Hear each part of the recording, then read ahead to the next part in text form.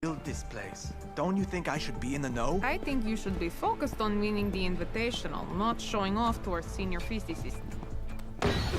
Thought she was a biologist. You all look the same to me. What? Women? Nerds. You know what, Ace? I think I will help you with that photo shoot. Ah, really? Awesome. Of course. Could you just stand a little to the left? Like this? Perfect. Say nerd. Keep bugging my staff and this goes viral. Oh, no, come on. Please don't tell Callie. Look, I could not be more excited coming into a new year full of new opportunities for competitive Rainbow Six Siege in ANZ. I'm expecting some big things. I'm just really excited to see some of the action because this time the top positions are going to be very heavily contested here. Odium Esports Club. Headman doesn't have the rotate, he swings in, he shuts it down, Onami. throws out the drone. That's an ambitious play. Team 7. That's 2 gas cannons, so they've got one in the pocket. Oh, Whoa, what? Altered Zelios. no, Banana is on a rift. No chance whatsoever. Underground Esports Club. New Zealand Warriors. Warriors absolutely dominating on their play. Antic Esports. And stalling out and regaining all ground that was taken, base for a third. 1620 Kings. It's down to the 1v1. The 2 players in the pre-match interviews, Jeff and Logic, going toe-to-toe here. And Jeff wins it! Talk smack, get hit hard.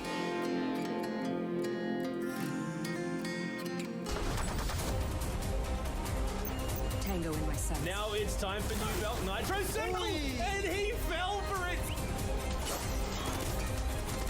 He's looking to give coverage for his teammate, right? Can he lock it down? Yes, he can, but the swing's in. Triple for Apple. Shaq. No time. Pun has to swing in. Jordy's pulled up. He won it. Around. Camera in position. Get behind me! Tango located. Hostiles in sight!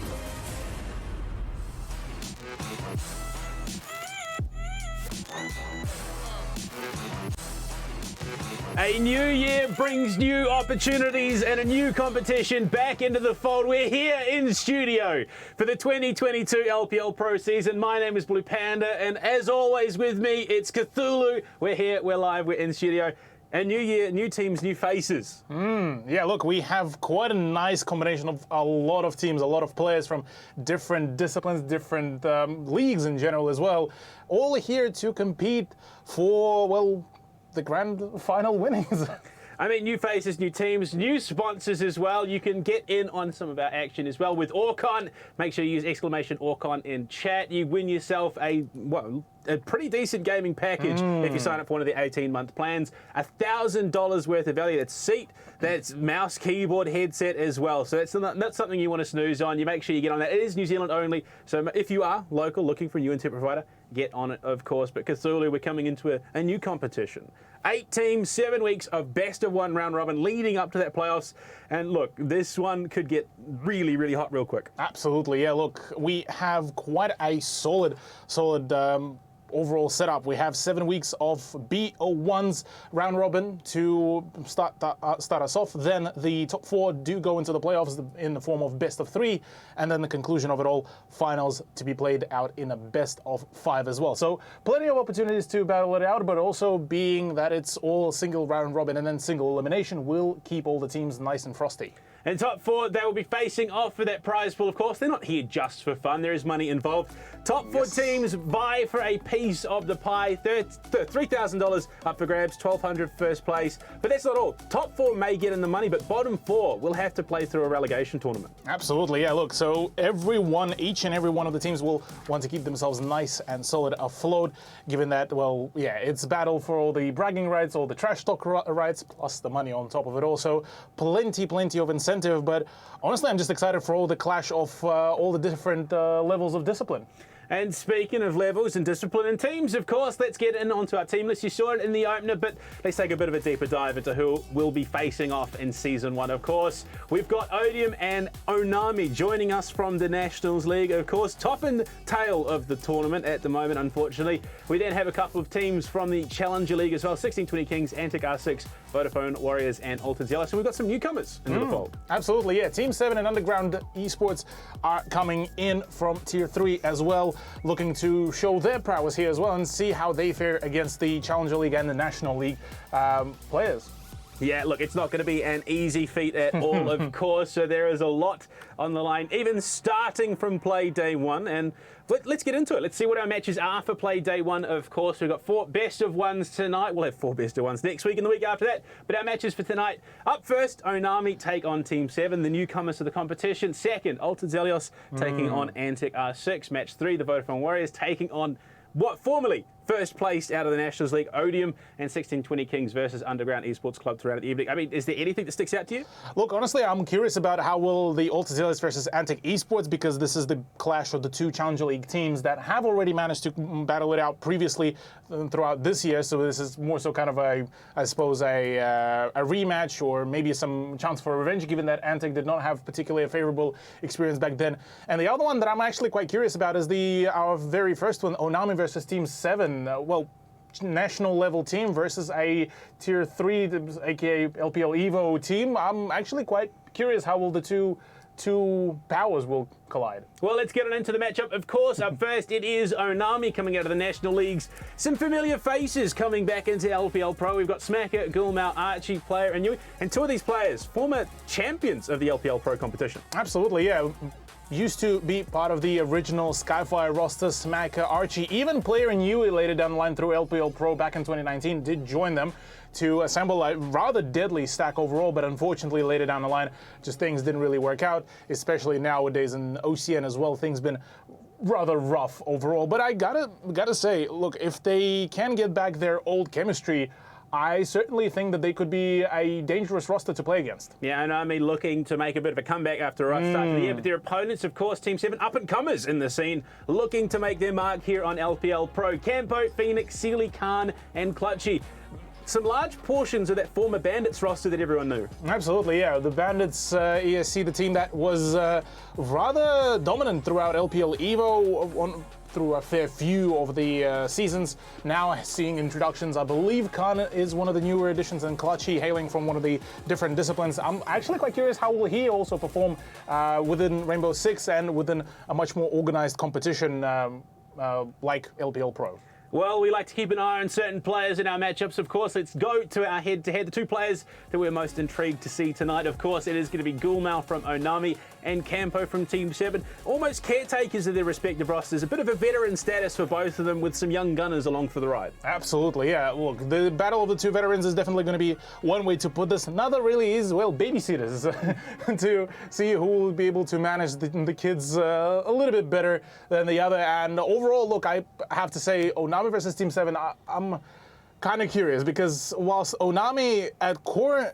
you could technically kind of compare them to Team 7 in the way how they perform, in the way how aggressive gameplay can be enforced by both of the rosters. But for Onami, at least they have some recent experience with the national team, some higher tier competition, meaning on paper they should be the ones to be much better, but given their current track record in that league, it's been rather a frustrating experience for them. Yeah, I mean, that experience is great and all, but they are the team currently most likely to be facing relegations out of the Nationals come stage 2. But I mean, look, going into tonight, the matchups, what we've seen of Onami previously, they show that they have a bit of depth. They can play a number of maps. And speaking of, if we look to jump over to our map vetoes, of course, and see where we're going to be playing things out tonight, Chalet Skyscraper taken out immediately, followed by Theme Park and Border. So the new maps, unfortunately, not going to be making it added in this season. We then see Cafe, Bank, Villa, and Clubhouse, and we leave with Oregon. We're going back to basics here. You mean Borgen? Borgen, look, it's a staple map. In week 1 in a competition like this, you don't want to give too much away. Absolutely, yeah, look, you're not wrong. Definitely have to preserve at least some sort of secrecy and in this kind of competition. And yeah, look, for Onami, it's basically just a map where they just go back to basics, make sure that they iron out all their performance, especially against a team like Team 7. It is going to be basically I would imagine a matchup of just nail down your mechanical skill, nail down your communication. From there on, it should be a rather breezy time. Whereas, say, if they would have went to something like Skyscraper, like Chalet, like Theme Park, even Bank, per se, that would require to have quite a fair bit of understanding of all those newer maps, of the nooks and crannies like we've seen in some of the other leagues. But overall, yeah, either Oregon or better yet, yeah, Clubhouse as well could have been a decent idea, but here we are. I mean, the unfortunate thing for both these teams, Odium is playing in the competition, formerly that overt roster. This is a map that they, proved their worth, their mettle in the national competition. So do you think it maybe is a little bit alarming that their teams are already starting to give away this map, at least the preparations and the strats, that someone like Odium? I think that's actually completely the opposite here. They're just trying to essentially enforce that maybe almost full sense of security into into teams like Odium and see what changes really could be brought out from them. But apart from that, look, just make sure that I suppose first week don't expose too much and you'll be all sweet.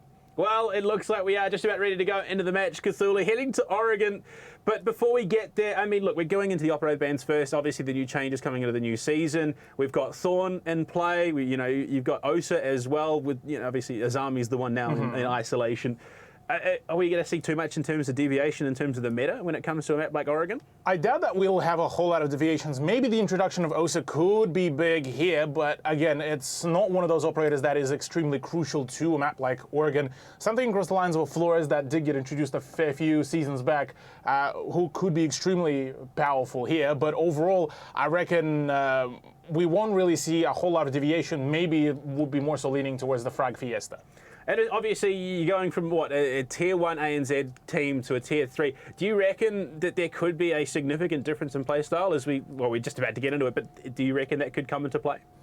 Maybe. Look, I'm expecting a little bit more of an aggressive play from Team 7 compared to Onami, but at the same time, Onami may just have the understanding of how to counter the aggression with a much more organized aggression, so that's what I'm kind of waiting to see from them. But overall, look, I reckon this could still have a possibility of a close contention. Now, obviously, it is worth remembering, just because you're playing against the best teams in the region, there can be a bit of a disconnect. Just because you are playing against them, you get used to a certain style of play for Oregon, of course. But Tier 3 teams are ones that tend to stray away from that. They're more frag intensive. Yeah. They don't necessarily go too deep into the strat pocketbook. But here we are in the ban phase, of course. Finca immediately removed from the ban, from the operator pool. I mean, it's something that we've seen teams utilising a lot, but not necessarily banned. Yeah, look, I think Finca ultimately became a little bit of a crutch for a fair few of the attacking teams, given that she does help negate quite a fair bit of the damage that is initially dealt, especially on, say, something like spawn peaks and whatnot, some occasional jiggle peaks. So with her out of the equation, that's the frag grenades, that's a really solid set of guns, plus, obviously, well, the global health boost as well for the attackers. So it's relatively understandable, but it may also end up shooting Onami later down the line on the second half in the foot. But apart from that, I mean, Van so far looking relatively standardized. Thatcher Cade out of the equation, meaning, well, it's down to Bandit and Mira to make her way back onto the sub bench. Makes sense, but that does open the opportunity for Valkyrie, the operator that actually we've seen in Challenger League and some of the other leagues as well, be banned out very thoroughly just because of how much flexibility she does introduce to the actual gameplay. And so with Onami having that flexibility now in their hands, it could pose quite a hefty amount of danger, albeit on the side of Team 7, Flores straight away a pick. Yeah, I mean, you absolutely read my mind there. Valkyrie has been such an influential pick, being able to play around that deeper information. Yeah, look, it sucks that she can no longer throw those cams outside, but, I mean, look, information inside the map is just as valuable at the end of the day. And as we are going to be jumping straight on in, of course, up to Dorms to kick things off. Onami on the defense, Smacker on almost an iconic operator for himself, the Melusi. Yeah, look, Melusi has been a power pick for Smacker. As long as you have an MP5 or an MP5K of some sorts in your hands, well, Smacker can do a lot of damage, and most certainly I would be quite keen to see what the man can really do here. He has been sporting that very aggressive playstyle even back in the days of LPL Pro, so certainly curious to see what he can bring out in the new iteration, I suppose, of LPL Pro here. Apart from that, looking at the defensive side, interested to see how will players utilize the Thorn, because I've been kind of mentioning this on previously as well. Thorn didn't really change the meta as much as, say, Flores did, as, say, how will Azami when she comes to the competitive pool. And it more so feels like maybe like just a spicy motion detector. Yeah, I mean, it's one of those operator picks that you sort of need to pair with something. You can't really play it on its own. You need the Lucy, which Smack is bringing. You pair it with a Clash. Even the Goyo, to an extent, can be kind of lethal when paired together. But right now, we already see those early tentative engagements around the map. And Ghoul is just, he's playing chicken with a drone, and unfortunately the drone's winning right now, which is not what you want, especially when Campo's watching the angle. Yeah, the AK-12 is a dangerous weapon, and even more dangerous in the hands of Campo. He's shown this through and through back in the 2019 LPL Pro. He was absolutely just smacking people left, right, and center on the hard breach positions, but now with him back into the equation, he's looking to deal even more damage. Flores drones already flying in to dish out even more punishment to all of these reinforced positions, and now players spot no longer as safe to peek from.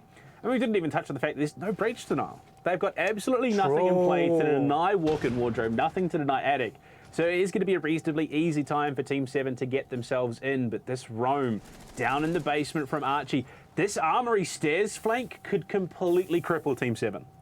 Yes, but on the other hand, the only C4 that was in the hands of Onami is also gone with Ghoul, so it is looking a little bit problematic, albeit not the end of the world, but something that would have been used as a good precaution measure to prevent that rush in and plant straight from the get-go. But I say that, Clutchy catches Archie off the back of that, and it's all falling apart. Yeah, they find not just Archie, but Smacker as well. Phoenix going to go down, unfortunately.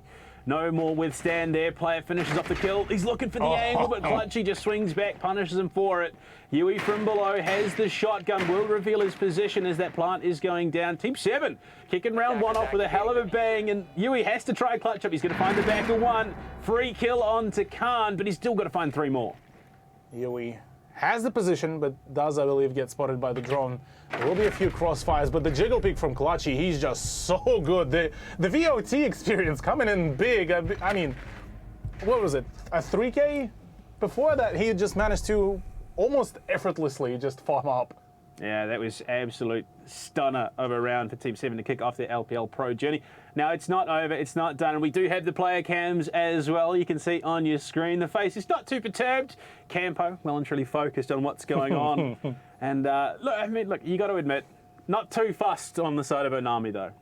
Yeah, look, I mean, first matchup, first round of the first season as well. It's all first time, so it's just everyone in both of the rosters are just trying to settle in quite well. But look, good early signs for Team 7, I have to say. Their attack so far has been pretty well coordinated, nailed pretty much on each and every bit of the push, covering even their flanks.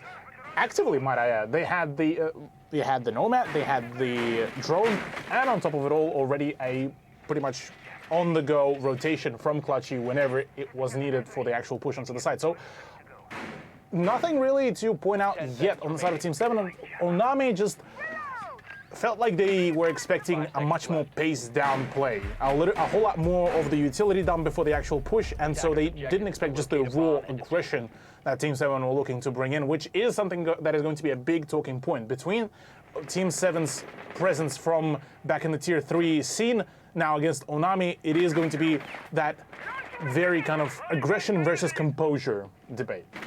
I mean, you got to wonder how much that lack of breach denial played into that last round. Of course, we see now the mute coming into play with a Flores available. It's something that you do want to be prioritizing just a little bit, so they will bring it, of course. Player this time on the L base. So there is a bit of a shift going down to this basement site, but Smacker, that is the player that I'm most interested by.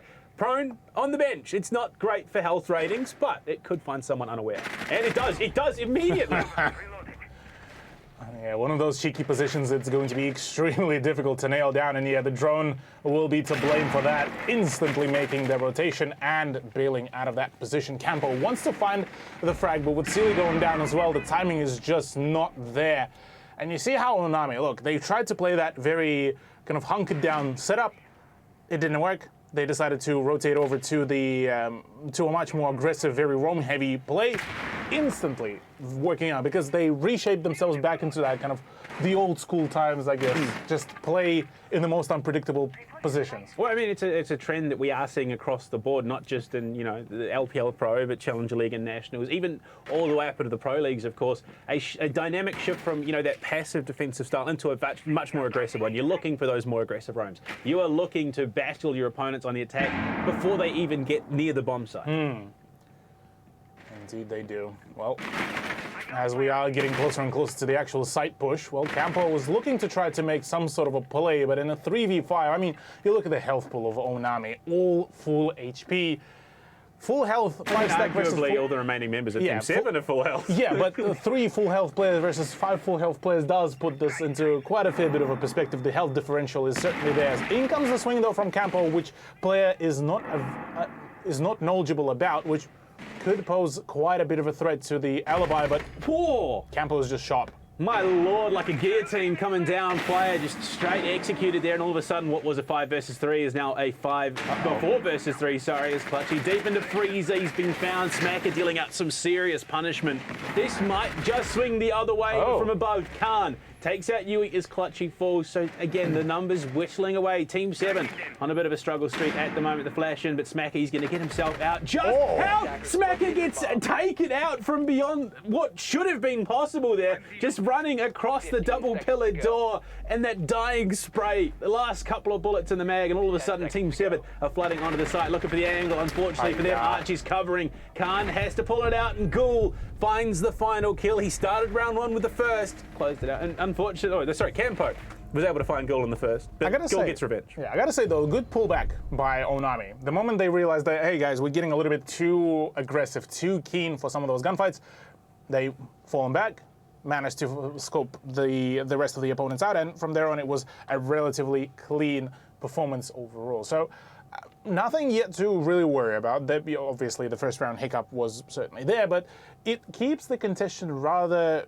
still close to each one of the teams. So honestly, I'm quite keen to see how all the rest of the match really unfold as we do go back to the kids and master bedroom defensive setup. And for Onami, well, the same lineup yet again, minus the fact that Ghoul has swapped over to the Smoke instead of the Valkyrie. So assuming that it's a bit more of a lean once again to a hunkered down setup, but what I personally would have loved to see is just actually even more of an expansion for that extended role play.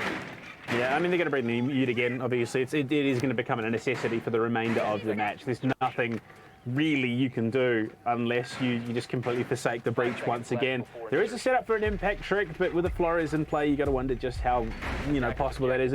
The majority of teams will go below the classroom anyway. But I mean, off the back of that last round, there was a win. That's exactly what Onami are looking for. Unfortunately, given how close it was, again, the scale's leaning that much more towards Team 7. Absolutely. Well, Team 7 still hot on their opponent's tracks, looking to introduce yet another upset within a round to Onami.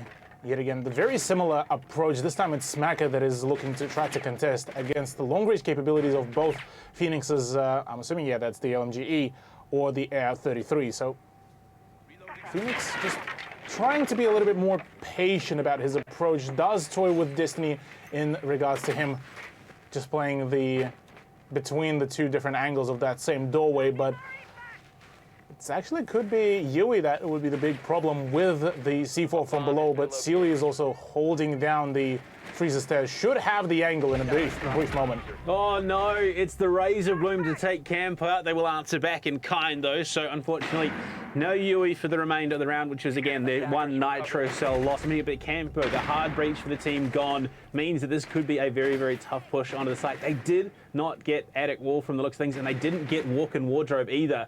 Team 7 might have to just funnel through choke points. Indeed. Well, looking to push for this with Yui and Archer already gone. Smacker possibly looking to be next on the list as player might just get flustered in a brief moment. Smoke grenades are starting to fly in, but a little bit maybe too early as still a minute and 20 to go, so plenty of time for the attack to really go in for the push. Sealy might just pressure just enough on that position by the bunks, but player also manages to dip out of that spot rather quickly. Phoenix, though, approaching very rapidly to his position. could make the pinch up white stairs with the minute remaining. This could be huge. There is a Banshee at the top, so it will, as well as the barbed wire, give away the position. But it's the Gemini that goes in looking for info. They do waste another Razor Bloom, so unfortunately Campo should be the only one to fall as player. Taken out as he swings. They get the Banshee as well, and all of a sudden this control taken by Phoenix could open the site to them. This should not be happening. Team 7 did not get open a single breach that they needed to. Phoenix just walks in for a third as he falls to Smacker, but the damage is done. Smacker's alone. He can't clutch up. It's clutchy to take it away. That should have been an Onami round. It should have been. It should have been by all rights, by all means, but LMG meta goes brr, and, well, nothing you can really do about it. Phoenix's play was pretty much the stark showcase of that very thing, as Flakes in that 150 round box mag certainly introduced quite a fair few of the capabilities for, let's just call it, for some of the swings. But overall, I gotta say, not a bad turnout so far from Tier 7. I mean, or Team 7, Tier 7, what was I even talking about? But good play for flanks, good read on some of the positioning of the defenders. And from there on, well, drone game has been pretty clean so far. And that's actually what we've been touching up for quite a fair few times, that with this season specifically, drone game and drone economy has become very crucial, given with the attacker repick that came in. That does allow a whole new level of flexibility for the attack, and also involves and allows, well, for the flying drones and just general kind of information gathering, because the sheer amount of utility that has been yet again introduced to Siege, including even Thorn. I mean, we've already seen a frag with the Razor Bloom. 5 seconds. Certainly does require quite a fair bit of knowledge, because, I mean, face checking each and every angle is all good and fine, but not having any sort of safety precaution behind the drone is it do be quite scary sometimes. My biggest concern so far has been the difference in play styles between the sides. You look at basement, there was a commitment to the roam. They went upstairs, they were looking to get aggressive. Every single time we've seen Dorms, passive. They are just all on site. They're all waiting for Team 7 to come to them. And we are seeing much the same here on Meeting Kitchen. But, I mean, look, there is some investment to that vertical hold. But, again, the success was found in the aggressive setup. Absolutely, yeah. And for a team like Onami, I would expect them to be aggressive. Because whilst, yes, you can most certainly play for a, hunker down setup, you're not expanding a whole lot, minus, the attic expansion. But you don't really leave a whole lot of moving space for yourself, meaning the moment you need to fall back somewhere, well, you will fall back to basically what feels like the same area, and say a set of frag grenades will be able to clear you out. And I mean, you look at this, a very concentrated push though on the side of Team 7, and well, off the bat of that, Ghoul still manages to keep his position for just a brief moment. Yui gets involved, finds a second frag for Onami, so the numbers game is favouring them for the moment, but Team 7 have already proven they're a team that can bounce back in the dying moments of a round and pick up the victory there. Campo above almost takes out, unfortunately, Smacker upstairs, and Khan playing the jiggle game, looking to find the angle, but Yui, with that UMP from the kitchen, finds the kill. Oh, Smacker, that is cheeky. He's looking to get himself covered by the pit half wall. He's gotten away. Whether or not Campo is aware of it, that could be deadly. The Nitro's there as well. The swing, they've spotted each other. The Nitro now, it's just a time game. The stun and Nitro in return, and it's right next to him, Campo. All he can do is stare at it and can't. He's the last one left right now for Team 7. It was not quite what we expected in terms of the setup, but Onami, they play a little bit more aggressive. It works out for them, and Team 7 left floundering. This is exactly what we've been wanting to see from Onami. This is the kind of aggressive playstyle that we've been waiting. Yes, whilst they are playing on the defensive side, they need to be the ones to take those gunfights, because the moment the side and the aggression shifts into the hands of the attack, this is where Onami falters. And this is where all the problems could be starting to fly in. On top of it all, we can't really forget the fact that two completely different disciplines that both of these teams are coming from. On the side of Team 7, majority of their competition prior to LPL Pro was just mainly aggressive plays, borderline ranked plays. And I'll say this in the most good way, as insulting as it may sound to somebody. But on the side of Onami, it's been very much OCN. So it's aggression mixed in with a lot of strategy, a lot of timing, and a lot of understanding of the basically each and every second what needs to happen for each one of the teams. So a much more structured gameplay, which in context of this very matchup, could basically be thrown out the window.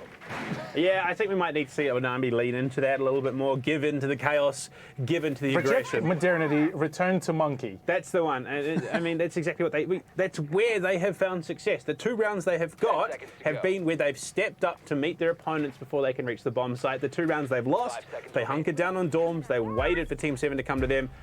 Even taking the hard breacher off the board, they denied walk-in wardrobe and attic, and they still lost that round. Yeah, look, could possibly see something in a similar vein happen in this one as well. The Smacker back onto being the SMG-11 Fiend with the MP5K as well.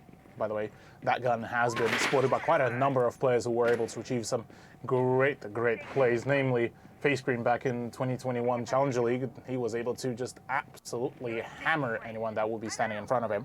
On this map as well. Oh, exactly, yes, correct. But overall, so far, well, we're not yet ready to talk about FaceCream. He will come in later down the line, but for the time being, it is Phoenix that has been actually live drawn by Iana's hologram as well. So quite a solid idea, especially given the fact that basically that utility is unlimited and just basically just only hindered by the refresh times. Player's position now being exposed, so he is forced to play a much more aggressive play, which exactly that could be rather problematic as the frag grenades are about to start flying in. Well, already though, Phoenix has only got 1 scan left, and it doesn't matter. He's found the kill on a Yui. You don't need an Inox for that one. So Thunderbird off the board, the Spear 308, the Nitro Cell relegated to cam duty for the remainder of the round. That's probably one of the worst picks, bar Ghoulmel, that you could be losing that early on. Absolutely. Well, with players still trying to hold on to very dearly to this position. Oh, in comes the swing. No, Sealy had him dead to rights. Smacker is gone. Archie is gone as well. It's all down to player with barely any HP, but thankfully to the Kona stations, he can get himself back on some more health points. Does get stunned, but has the control over the diffuser in his hands. He's being pinched on though, unfortunately, which is not what you want. They're just going to keep dumping utility at him. I think it's the first time I've ever seen a Rotero drone being picked up again, but Khan is back at full 4. And player is about, he's just having drones thrown at him. The stuns, he's going to get himself somehow out of danger into the laundry storage. Clutchy went down to team damage there. That could have quickly spiraled out of control. Yeah, it could have been rather problematic, but look, it's good to see that Team 7 up back into the swing of things, so we are all good and sorted.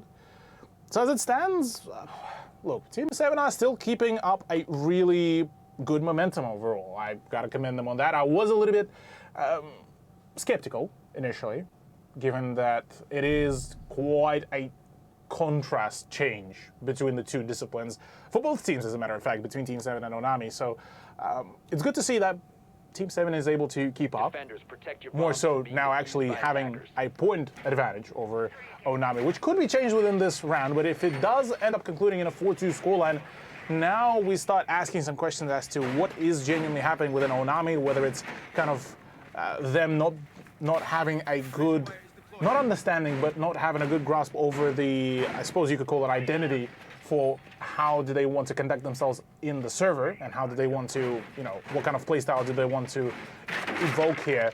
Or maybe it is more so going to be kind of a storyline that will be expanding throughout the whole season of how will Onami shape themselves to this very league, and how will they evolve from all these learnings now that they essentially get a good contrast on both the Nationals, the Challenger, and the Tier 3 competition as well. Exactly. We are going to see full regression, it seems, from Smack, and not just the MP5 gamer, but all the way down to the Mozzie. He's even got his Nitro prepped in that small tower window position. I think they have some idea. It's going to be shot out by Phoenix. Crisp on the shots, takes it out of the equation, so 1 Nitro gone, 1 remaining for Yui. But, I mean, historically, this match already, it's just been round trade after round trade. Team 7 wins, Onami gets 1 back. So if we are to repeat, it would be around going the way of Onami to result in a 3-3 half. Albeit this is going into the laundry push, and it somewhat feels to be like a very similar approach that Onami gets to chill. Onami gets to push, and so is Phoenix. If he gets the better of player here, that could be big, but a pincer play could have been also evoked here by Onami. So as it stands, it's a Bit of an interesting pacing here, really, because they are very heavily trying to just clear out all of those roaming positions, but it's more so a matter of how quickly can they do it, because time is of the essence here as well, as we see Smacker also defaulting back to the side. Yeah, I mean, perfect little rotate there and Addict to enable them to get out of danger. So they are... It's a mix of what we've seen previously, that aggression, that early step up to your opponents, but they're playing it in a way where they can retreat without getting caught out or being pinched. So it's a combination of the two play styles we've seen already. Good read as well that Team 7 didn't really dedicate to clearing out completely the whole of top floor. They realized and acknowledged that the whole default back to the side has been committed to, and Phoenix actually has a really nasty position to really cut off quite a number of the rotations, but also has a good safety ground. Oh no, does not connect onto the smoke as well either, and this is going to be rather problematic, albeit I say that player does go down. They find one, but again, it's traded back immediately. They lose Malusi there, but it's at the cost of Indiana and a Jackal, two of the most prominent guns you could use in this stage of a round. The Flores is there, they can clear out some of this utility, but in the 3 versus 4, again, Onami have all the tools to shut this down. Very scarce positioning as well. I mean, one in the freezer stairs, one at the laundry stairs, one still on the ground floor, which poses quite a bit of a threat because it's pretty much from the get-go here. It's a 1vx gunfight. I say that though, full rotation by Campo towards Clushy as well. So it's down to Kani to just keep his position nice and solid. And well, the clearance of the position of that double door into the freezer as well could be very much crucial. They're going to have to hit their shots heading into the final 20-second mark. They've got to make the push, the swing out through freezer. Yui's got 1 kill with each of his guns so far. Clutchy falls to Smacker. And that SMG of his, Kani unfortunately can't do much more. And it will be the trade back again, a 3-3 half to close it out. Back and forth, like you said, Panda. Certainly seems to be upon us by the conclusion of the first half. Interesting to see how close our very first matchup of LPL Pro for 2022 has begun and evolved through and through. But now comes the question, how well will Onami be able to perform themselves? And we've talked about Osa before in the pre-show. Straight off the bat, it's a pick for them, certainly showing that they have managed to expand their arsenal throughout the times in the Tier 1 competition, and looking to bring it in here, well, could really be very effective. But the main thing here is to make sure that they keep the ground floor locked down, because Osa's shield, whilst it is bulletproof, it is not explosive proof. So a C4 from below will be the end of it. Looking at the setup though, well, no C4s is actually present on the side of Team 7, but, well, now 1 impact grenade from Sealy. And I'm assuming that is going to be used more so for the rotations. Well, you'd imagine so, but... I mean, it's kind of wild. Aruni can punch a hole in the soft wall, but can't destroy the shield. All it does is, unfortunately, shatter the glass. And, look, it is what it is. Team 7, I mean, we're going on to Team 7's defensive side. They've already taken the half equal at 3-3. And historically, throughout this region, we have seen Oregon play more into the defensive side. Even with the attack repick, it still leans more towards the defensive side. And look at this, Onami wasting no time. They get an armory, they clear out the camera there so they can start taking some grats. Smacker is already into Classroom looking to contest Zulu, and Sealy is right there around the corner waiting for him. I don't think Team 7 actually realizes just how deep Onami are into the building. That's the beauty of that multiple different levels of the competitive play, already knowing the timings, knowing when to push, and Smacker dead to rights has Sealy absolutely smacking him back into the spectator screen. So far, so good. Good push from Onami, as I get a very small feeling that we may be seeing a very attacker-sided Oregon just in general throughout LPL Pro. Yeah, I mean, letting Smacker just sort of free roam on the Ash is probably going to be a bit of a terrifying time. There is a Malusian play to slow him down, plus obviously the smoke, but I mean, really all you're doing is stalling him out momentarily. I would imagine we're going to start to see some of this utility burnt quite early. And again, no hard breach denial means walk-in will be open. There's no impacts to deny it. Hard breach is going to be infinitely effective right now. Yeah. Thinking now at the what could have been an Osa pick would have been big, but Onami ever since then already opted out of that. Player ready to roll already in courtesy of Archie's opening. ready to frag out. The live drone is in there. Kalachi's position has been exposed. Oh no, completely caught off guard. Another swing. No, the headshots are not connecting, but it's a 2v5 and Onami are on the hunt. This is truly unfortunate for Seven.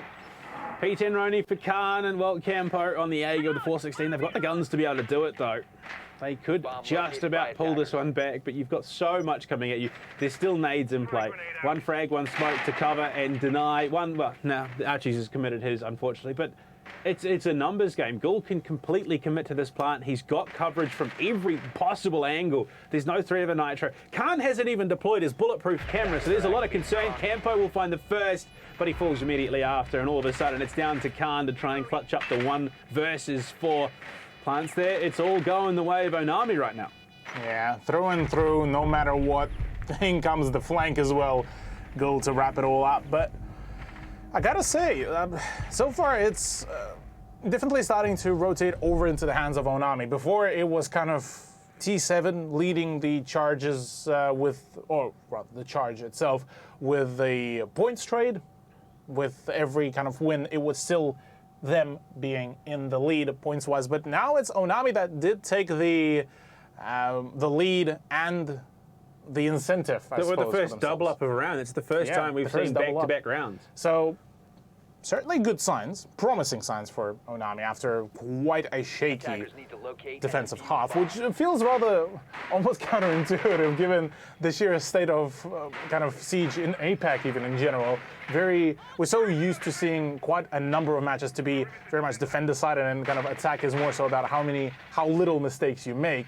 Whereas here it's completely polar opposite. It's the defense that is trying to not make those mistakes and not let up too much of the ground to the offense, whereas it's the offense that are having just a comfortable ground. But maybe it's more so just the context of both of those teams, two teams that have been borderline brewed in that very aggressive gameplay, and just one team had to simmer down a little bit for some of the other leagues.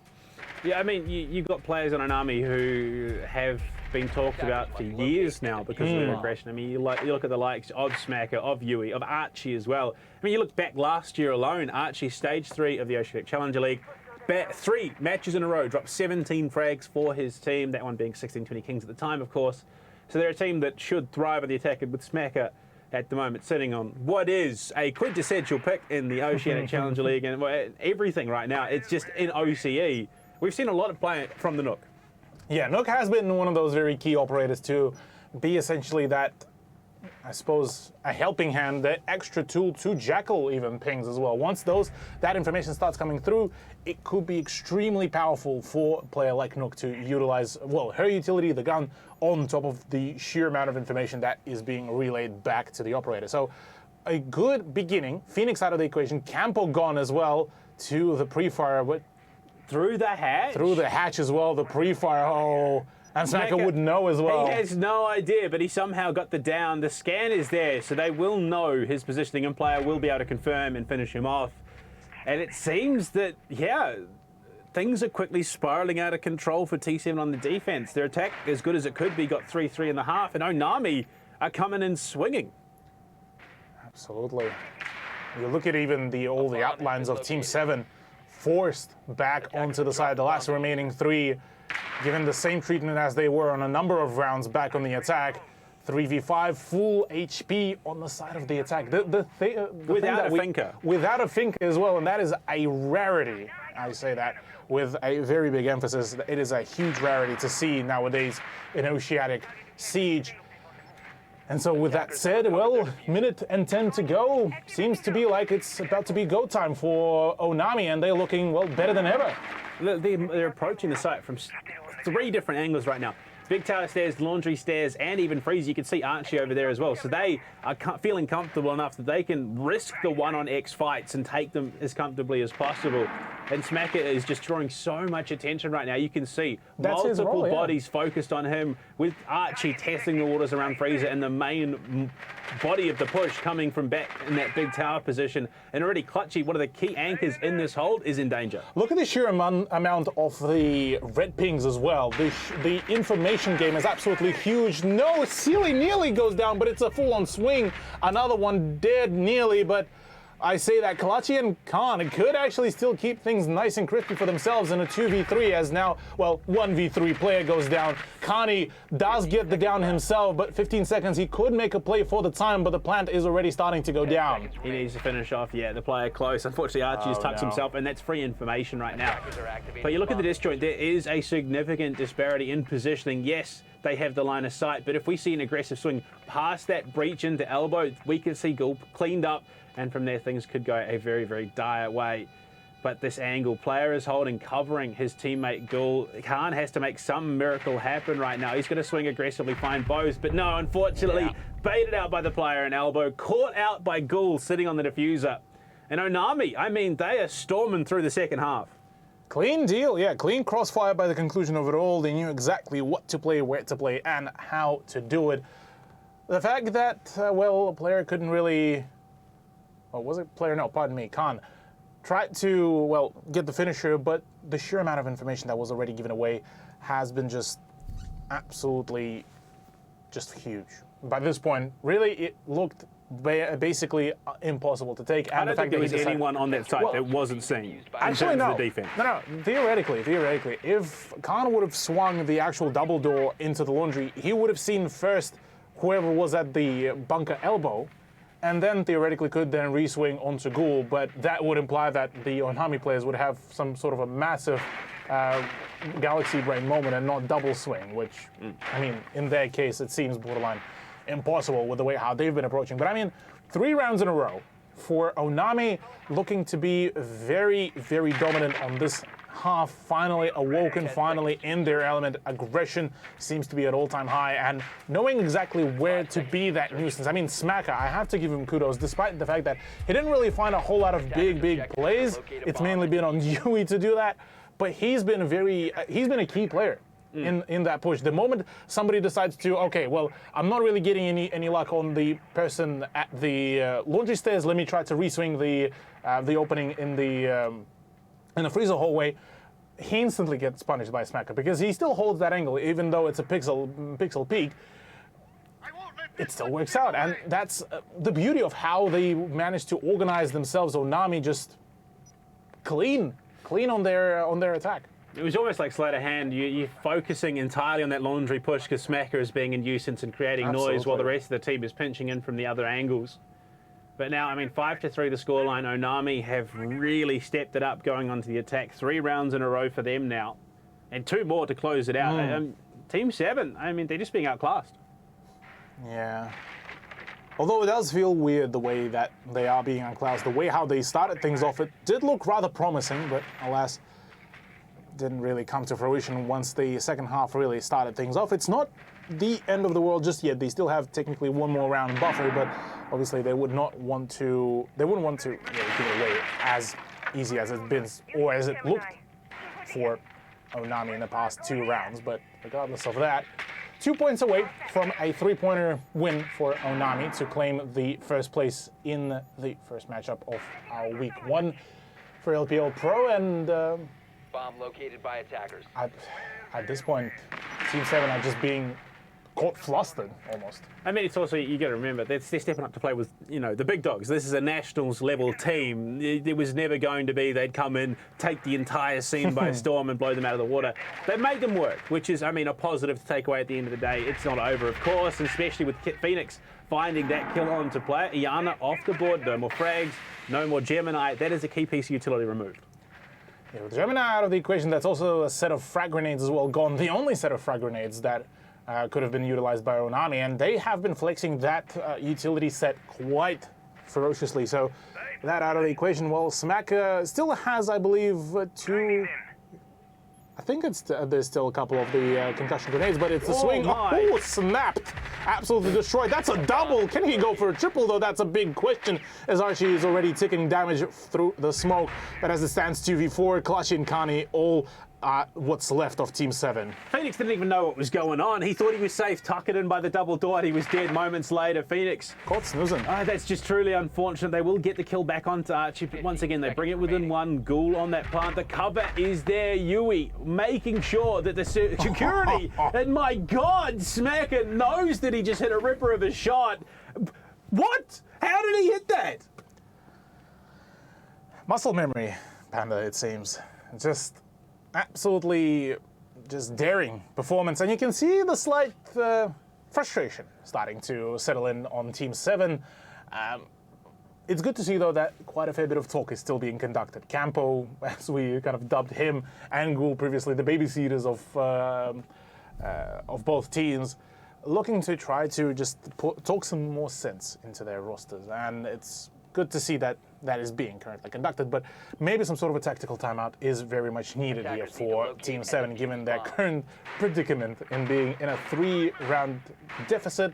Onami 1 match point, and it's just kind of just not a whole lot of things been really settling in too well for Team 7 after the conclusion of the first half. Yeah, look, it's been a bit of a downhill spiral. They get the 3-3, and then they just haven't been able to pick up anything since round 5.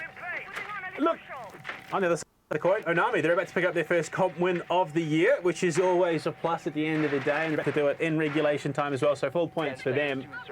We head up to Dorms for what could be the final round of Map 1, and Team 7. They're going to try and double down here. Unfortunately, they did lose it in the opener of the half in that post-plant situation as well. What can they do different this time?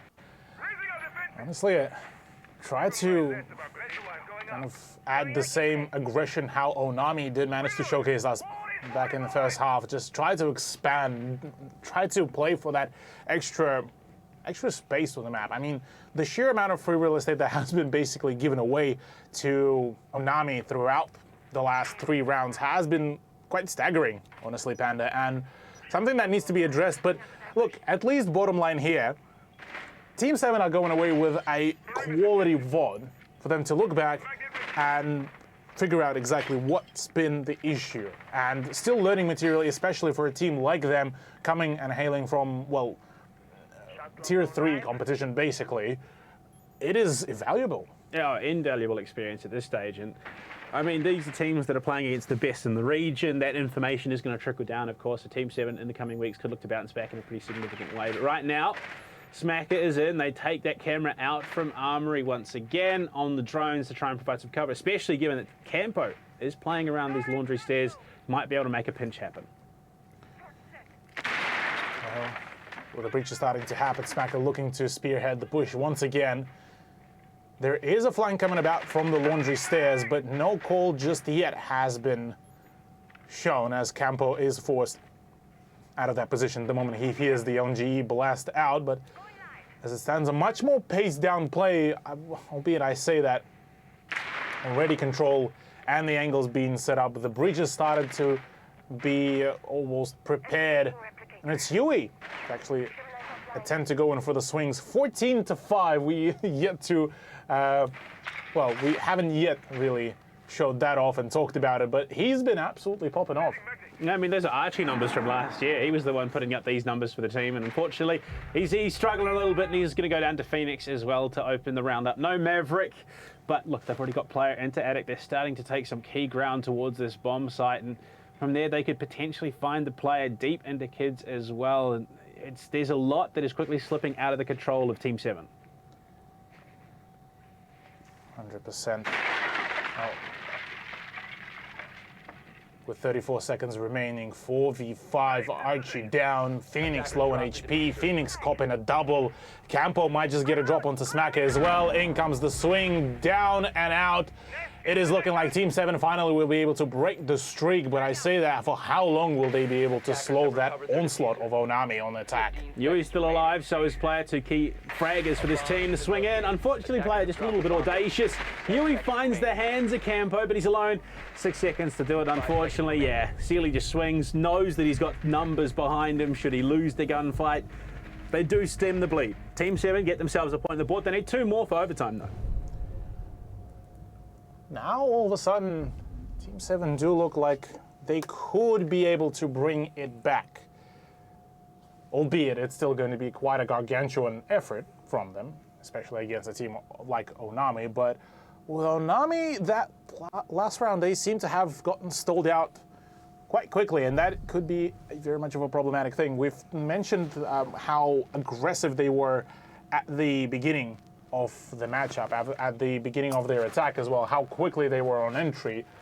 but Defenders, protect your bombs from it was a being used by completely attackers. contrasting experience going into that previous round. It very much slowed out. Yes, they managed to open up a number of positions, get into the building, but no emphasis from there. They didn't get rid of the Aruni gate. They didn't prepare themselves to actually make an entry. All of a sudden, they decided, you know what, let me try to rotate and be a flank player. So they, for some reason, started actually rotating all of their reinforcements and trying to reallocate them instead of preemptively having those positions set up.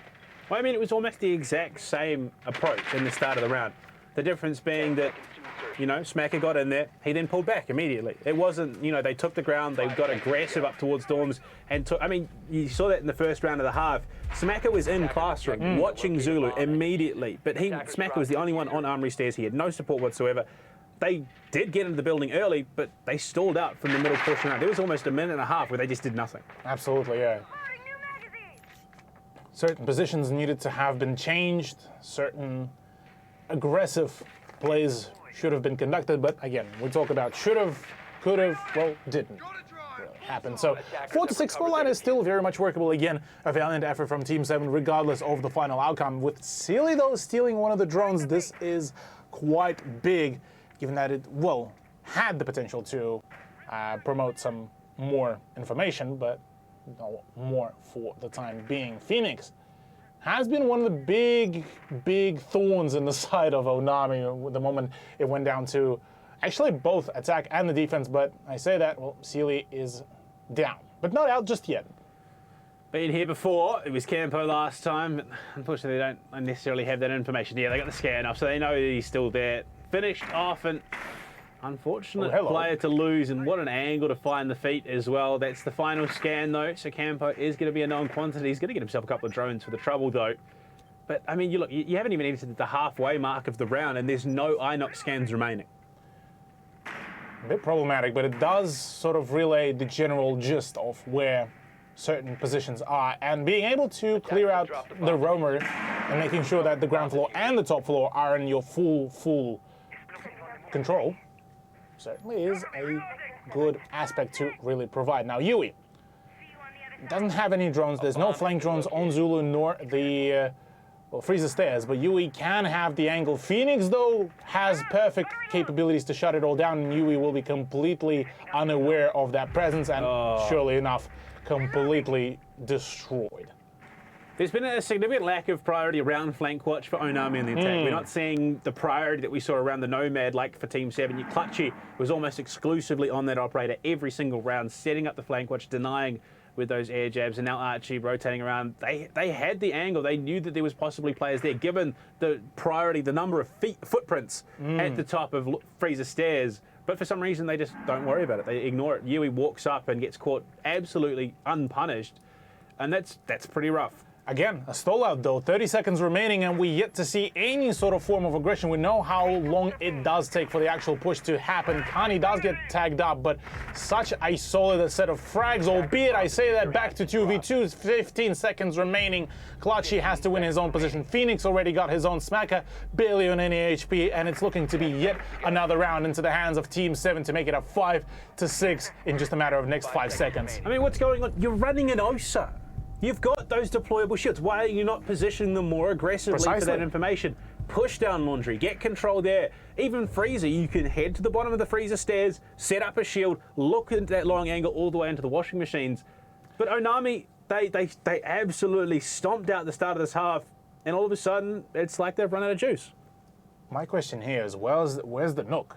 Because the Nook has been working out perfectly, despite, yes, it was a frequent pick, and usually the less she's picked, the better, and the more impactful she is. But hide her behind one of the picks, like Sledge, like Osa, bring it back like it was before, and it feels so almost contradicting to the round-winning formula that they had, and it feels very weird to see that Onami got to the match point.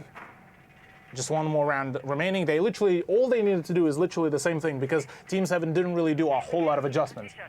All of a sudden, it's all just fallen through. They proved though that they could attack dorms and basement. Exactly. And they proved that they could attack basement quite comfortably. And then all of a sudden they just can't. They can't do a damn thing to approach the side even. All of a sudden, yeah, Smacker no longer is pressuring the laundry stairs. Instead, he's, for some ungodly known reason, at the bottom of the tower stairs. For some reason, they're taking now, like you pointed out in the previous round, all 3 scans to get rid of a singular player on the roam. That had already been dropped. That has been dropped, yeah. Attackers must And locate and defuse a bomb. even that coordination with the drones gone as well. So a lot of very questionable decisions have been made by Onami that did lead them to possibly just completely thwarting all of their chances. But I mean, they still have that one more chance. But for Team 7, they're only 1 round away from at least guaranteeing themselves a 1-pointer, which is already in its own entirety is going to be upsetting even for Onami. Well, you could just see how much more comfortable Team 7 are. They went into the half, they lost 3 rounds in a row. At that point, it was the 4th round in a row, given they dropped the 6th. But all of a sudden, they win basement, they win dorms, and the confidence is just flowing. They were down 3 rounds. That was 3 map points that Onami, this is their 3rd, and they still haven't been able to close it out. Play it, we'll find Sealy, that's a great start, but how many times have we seen them take an opening gunfight and they're not translated into anything? But at least that opening gunfight was in the first minute, so they still have 2 more minutes to go. Campo, though, has the possibility to absolutely be shut down. His position plus the DMR in hand could be absolutely deadly, and in comes the swing. No results whatsoever, but he now is being hunted. 3 different operators, which do prompt him to fall back. Now, being extremely tagged up, next gunfight could be very much fatal for him. C4 is well drained, as I hope to find a detergent for that push. But again, they see a second roamer. They decide, okay, well, drop all of our push to the actual site. We now need to get rid of this flank player. Finally, though, some vertical gameplay has been found, and Yui is the one to actually find yet another opener. But in saying that, again, Onami nearly got flustered there on the play and nearly got stalled out. Khan has the position and capabilities to slow things down even further, given that him and Campo now rendezvous together. Player, I mean, knows that there's 1. After the Gemini there, does he know that there's potentially 2?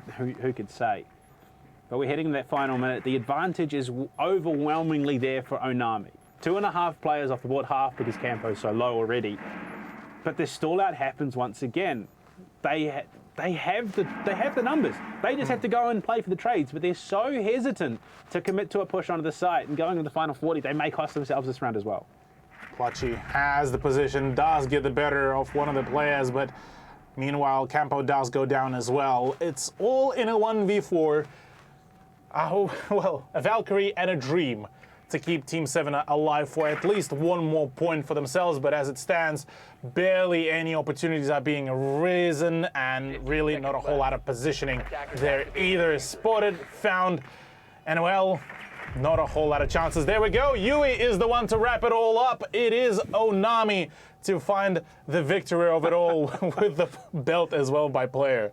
Look, it's a victory. It's regulation time. You take those where you can, but you can't be comfortable after that if you're Onami. That was far too close for comfort. You should have closed it out in the 10th rather. Close it out 7-3. But look, it's a victory. They get our first points of the season. You look at the numbers though, 17-7 for Yui. Yeah, look, Yui and Smack actually, as a matter of fact, went absolutely big on their play. But I gotta say, though, yeah, a good effort from Onami. Just, I am though curious what did happen in the second half of that. Well, second half, of the attack, because all of a sudden the whole round-winning formula kind of faltered and almost felt like they nearly got flustered there, but finally found their stride by the conclusion of it all. Yeah, look, they close it up. That's the main thing. They do pick up the points. That's what you want at the end of the day, and they do avoid sharing them. So that's massive. That's pretty massive. And we will be having an interview with one of the members from Onami in just a moment. But Cthulhu, Team 7, they've got to feel positive about that. Yeah, it's still a very solid effort from them. It's been still a pretty good coordinated attack. A little bit of a fumbling on the defense, but once they finally got a hang of it, they were able to still put quite a fair few sticks in the wheels of Onami. Well, we are going to be joined in just a moment by one of the key members of Onami, of course, jumping on through to, have a bit of a chat with us, of course, get some insight into how things went on Oregon. Player, welcome. Look, Hey guys. It was a bit rough towards the end, but you closed it out. How does it feel playing with Onami? Oh, it feels great, guys. Playing CGN, and after a year, great. Look, quick question regarding just the whole matchup as it is, because obviously for Onami, a team that has been playing in the Nationals as well, going to play against Team 7, that does pose a little bit of a different, I suppose, play style, a little bit more kind of, I suppose, aggression driven to a certain degree. Was there any specific big changes that you guys had to make on the go, or was it kind of an expected turnout? I think I haven't played in a year, so I have no clue what's going on in the game. I'm just running around. They're droning me in, but from the boys in an army, I think I don't know. They're just trying to be as aggressive as possible, being unexpected, stuff like that. Right. Yeah. Look, yeah, I mean, obviously you just said you've taken a year break, you're coming back into it. What's the most surprising thing coming back into playing comp? Man, Phoenix, man, that guy's a beast. I can't get a grip on him, man. He's just running around the map, doing stuff. Get him in the Pro League, instantly. When he turns 18, get him in Pro League. Look, it's probably only a matter of time, but look, before you let your head off, is there anyone you'd like to shout out? My boys back at home playing tennis. Boys from my school. Yeah, shout out to them. All right, we'll let you head off, celebrate the victory. Kasulu, Onami, they pick it up in regulation time. But look, there's room for improvement in the coming weeks. Team 7 as well, a lot of positives to take away. Do you reckon Team 7 could be a contender by the end of the stage? Quite possibly. Look, Team 7, once they do get a little bit more experience behind their backs, once they do get a little bit a better feel of what other teams do pose for themselves, they could very certainly be a dangerous one. Well, match 1 is done. When we come back after the break, we jump into the Challenger League special. Of course, it's Altered Zelios taking on Antic R6. Don't go anywhere. We'll be right back.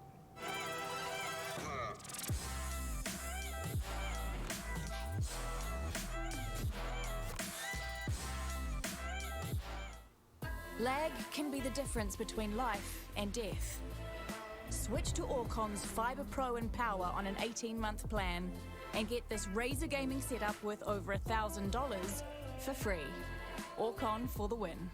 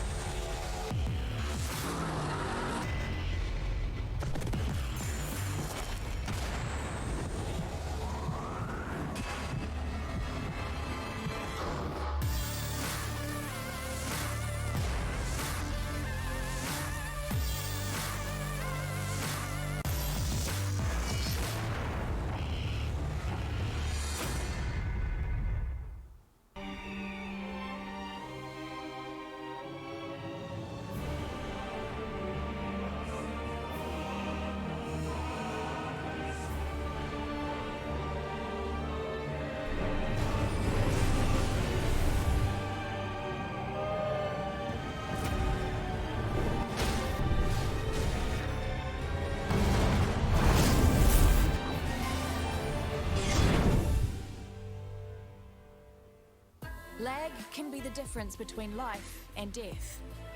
Switch to Orcon's Fiber Pro and Power on an 18-month plan and get this Razer gaming setup worth over $1,000 for free. Orcon for the win.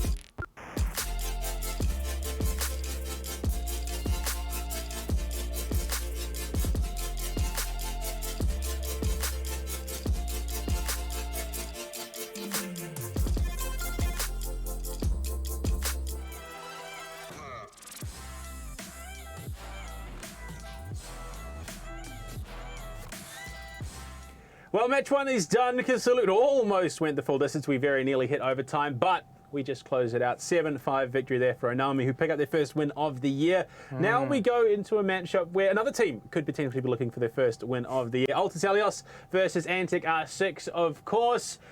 Look, we've seen these two teams play already. Last time it was Oceania. Can Antic upset the trend?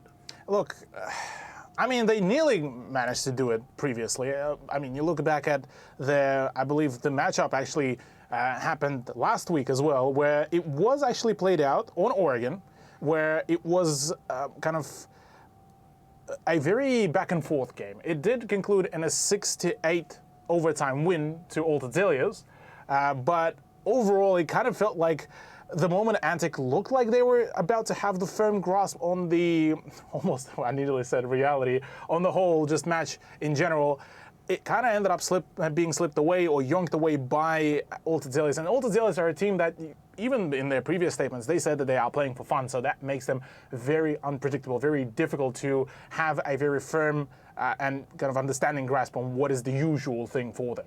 Both teams had a different route here. Let's jump into our teams. Of course, Oceania was the invited team, and looking at the roster, Banana Snip, Rice, Fakers coming in, and Trippin as well. Fakers is, he's not 18, obviously, so he's going to be playing with them here in this competition as a bit of a sub. But, I mean, you look at Rice alone in 2022. Last year, he was there, he did what he could for the team, but this year, he's stepping up. Absolutely, yeah. He had, as a matter of fact, yesterday, a very stellar game as well. I believe it was something across the lines of 14, if not it was close to 17. Yeah, so a huge game from himself in general. And overall, look, Oceania as a team itself, they have, it's just that it was a really strong performance from him, and being able to essentially perform when some of the other players were not very ready to take on some of the aggression. And their opponents, of course, Antic R6, a bit of a journey down struggle street for them at the moment. Wazoo, Karma stepping into the roster, Owen, River, and Face Cream. So 4/5 of their Challenger League roster. Karma, obviously a bit of a newer quantity to this matchup, but yeah, they've got a single point in Challenger League at the moment. They have yet to pick up a victory. Yeah, for Antic it was a little bit of a struggle fest so far, but I'm curious how will introduction of Karma actually change really the things for Antic, given the fact that it was a little bit of a, difficult time for them, because with Nasty now out of the equation, at least for tonight's matchup, it could mean that a fresher introduction to it all, a fresher face, a fresher approach to it all, maybe just basically just an extra fragger to the team, that could really change the whole pace of it, because as we mentioned before, Antic were always just that one step behind from winning out that round, whether it was a pulse misplay when using a shotgun instead of a C4, whether it was just an unfortunate miscalculation in some of the timings for the mechanical gunfights, just a plethora of things that, one would hope that they would be able to fix up at least in LPL Pro.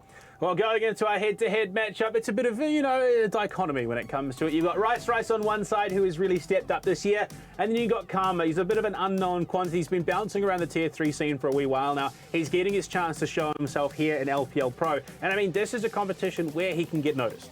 Absolutely, yeah. This is the prime time for Karma to actually make his name known. Whereas on the side of Rice, well, this is the time for him to, yet again perform, yet again play with the rest of the team. And, one would hope that Oceania would still be able to perform after rather an upsetting turnout that was the yesterday game, which I believe concluded in something across the lines of a...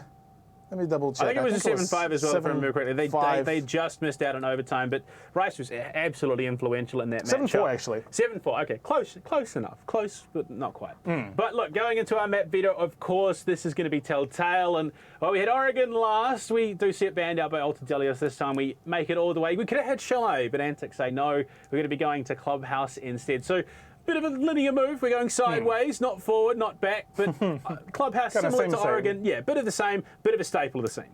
Yeah, absolutely. It's like we've mentioned over a number of times, a classic kind of APAC set of maps, Oregon Clubhouse, one of those old maps that have been played through, and it's basically been overstratted through the roof. And by this point, it's basically a game of chess almost. Who will be able to utilize most of their manpower, most of their utility, and be able to outfrag each other. It's not something like a cafe, it's not something like a bank where you still have certain positions that have been kind of outscouted, or slash you have a little bit more leniency towards the vertical play. Yes, Clubhouse does allow that, but on some very off chance kind of plays. Maybe if you're playing for, say, Armory and Church, kind of deal where you can play for, say, the kitchen vertical, or maybe some of the gym bedroom. But even then, it does end up resulting in a bit of a coin toss.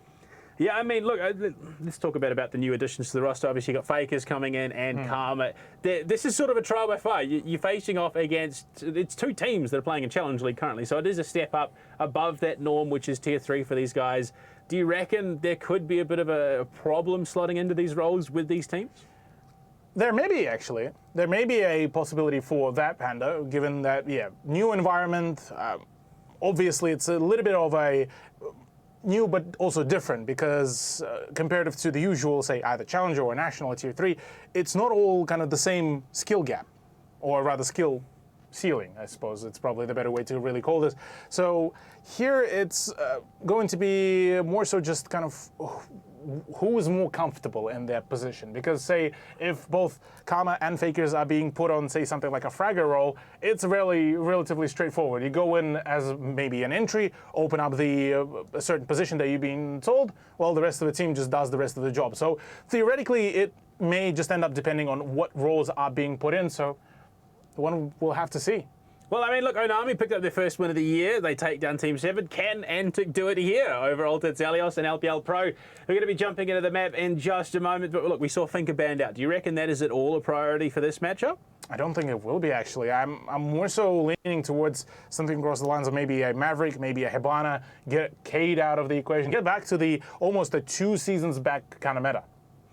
Well, Clubhouse on the cards in just a moment. If you are keen, get involved in Twitch chat. Let us know what you're thinking. Let us make the call. Well, it's going to be Clubhouse. We know that much for sure.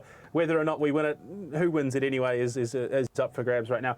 But Antic, I mean, especially after last night, they had a great start and then the slump happened. They lost round 3 and then it just all came apart. Do you reckon that comes into effect in tonight?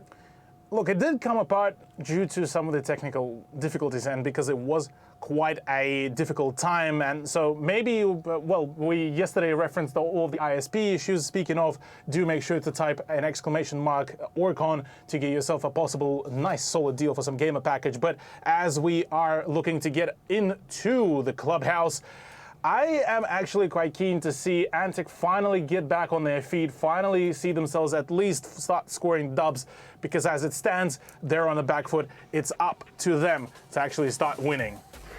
Well, we're going to be jumping into the operator ban phase. Yeah, look, the likelihood of Finker probably a little bit lower on a map like Clubhouse, but look, it's not impossible. Going into the German bikie club as well. Like, I mean, this map has been played to death. Yes, a couple of minor changes over the last season or two. Antic starting off on the attack. That's going to be interesting. Alta Zelios are a team that have thrived on the defense. Yeah, defense in general on Clubhouse, it's one of those sides that could be very strong. Difficult to especially wedge out if it's coordinated in the right way. Now, this is something that even Antic struggled on a couple of the maps, but surely, oh no, okay, thank you. Thank you, Face Cream. Obviously, you know, Alta Zelios got to watch that Antic match from last night where Wazoo was playing. Wazoo and Face Cream were a terrifying duo. The Monty Lion combo with Wazoo leading the charge. I mean, Face Cream, what, in that opening round on the attack, found 3 kills or something crazy like that. Thatcher is the response. So, look, Maverick let through, Hibana let through, the stands on the attack. There's possibilities. Absolutely. Now, we're more so now starting to look at possibly playing for the post-breach. Oh, okay. Oh, no. Okay, Antic, I was about to call them saying that they're looking to do the bans by the book. No. That's none of that. But they fully well aware how powerful it can be with Banana, who was the big player on the Echo. So we've had 2 target bans, one for Wazoo, one for Banana. They didn't ban out Banana's Hibana though. No Supernova Hibana. Well, actually no. Supernova Hibana is going to be in play. Look, there you go on your screen. Antic. Look at Face Cream, just intense focus on his face. Oh, and he's changed the camera angle. We're not going to get to see his keyboards. But there you go on your screen as well. Altered Zelios. Look, they played a hell of a game last night. It's a real shame they lost it. Yeah. Looking to replicate that performance, though, and maybe push it even further. They would obviously want to find a good succession. Wazoo, from the Monty now onto another French operator that is going to be Twitch, introduced into the fray. With Flores still even being available, it almost feels like it's more so just maybe a preference of the gun that came into the choice, plus, well, maybe the ability to have the smoke grenades, I believe, as well, for Twitch could really play into the swing of things, especially for a site that is Gym Bedroom. It can be quite impactful, but interestingly enough, actually, Owen switches over from Hibana onto the Thermite, so opting to have slightly larger cavities to be opened up. I think that comes off the back of the fact that they've scouted that there is little to no hard breach denial there, and in fact there is none at all. So especially, well, they're still keeping face cream though for it. Yeah, look, I think that just makes sense. Maverick is a solid operator. The Torch can deal with those castle barricades, the frag grenades, the M4 as well. Just a very solid operator on this map. Plus, it gives them the option to pinch in from a different angle. True. That's certainly a good point there, Panda. Well, in we go for the action phase of the very first round. Clubhouse. I wonder for which team it will end up being the dub house and for which team it will end up being the snooze house. Because whilst we have talked that it's been outstratted through the roof, it is an AR-15 Maverick I've just seen for face cream. So, no. I mean, it's a DMR. We've seen that work big, but Antic already... Yeah, but it's only a 15-round DMR. So you can't spam it. It's still a DMR. Look, already, though, some great ground being taken by Antic. I wonder how much the 50 Beowulf would kick on the rappel in real life, though, because that's a chunky round as well. Well, honestly, I think it'd be funny to see, you know, actual ballistics with a gun like that on the rappel, just face cream slamming up and down against the wall.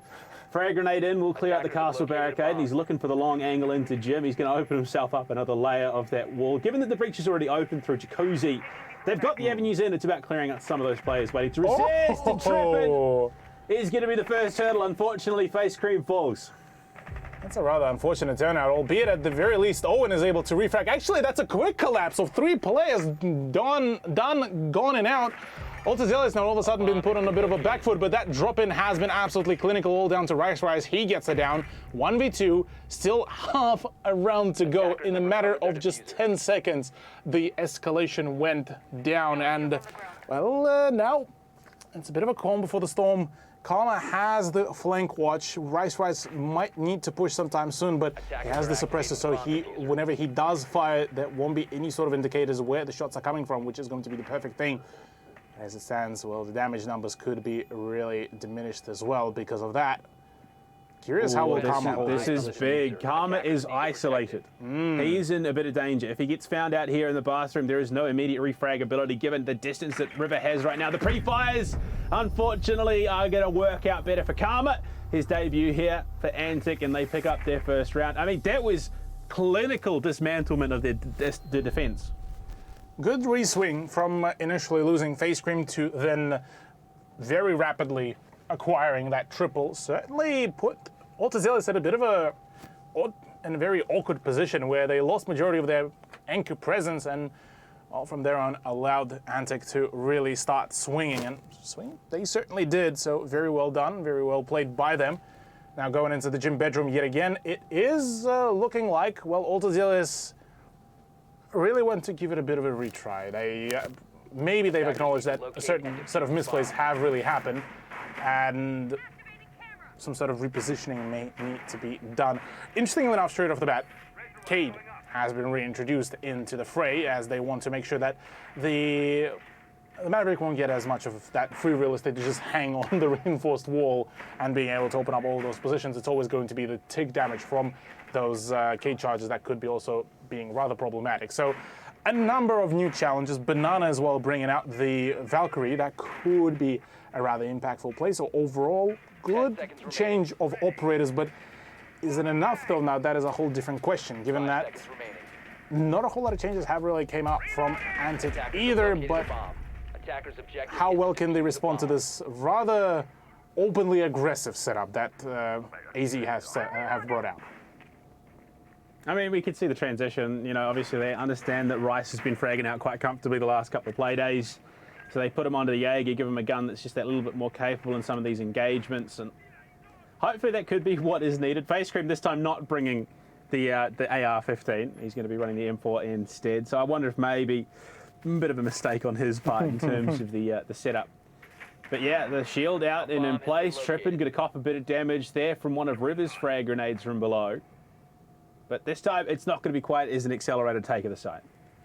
Not at all.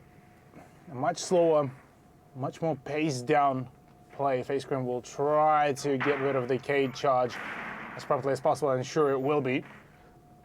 Back again to free real estate for the taking. But now I don't think we are going to be seeing the same cheeky angle. It's more so just going to be possibly just a collapse. In comes the push. Two players, as a matter of fact, playing from down below, and Banana is looking to be that upset potential with the suppressed M4. Actually, Face Cream just a little bit gets overwhelmed on that push. Fake is traded out immediately, but it's a quick flurry across the board. 2 for 1 in favour of Zelios' trip and adds a third to the pile. Owen taken as well, and that is some big players off the board for this lineup on the attack. And Zelios, they hold things down. They only lose a smoke. Yes, that's unfortunate, but it's not the end of the world. And you can just see Zelios now stepping up, knowing that they've got the numbers advantage, can start to get a bit more aggro onto this angle of Jacuzzi. The biggest problem, of course, is there is little to no hope of getting that diffuser back.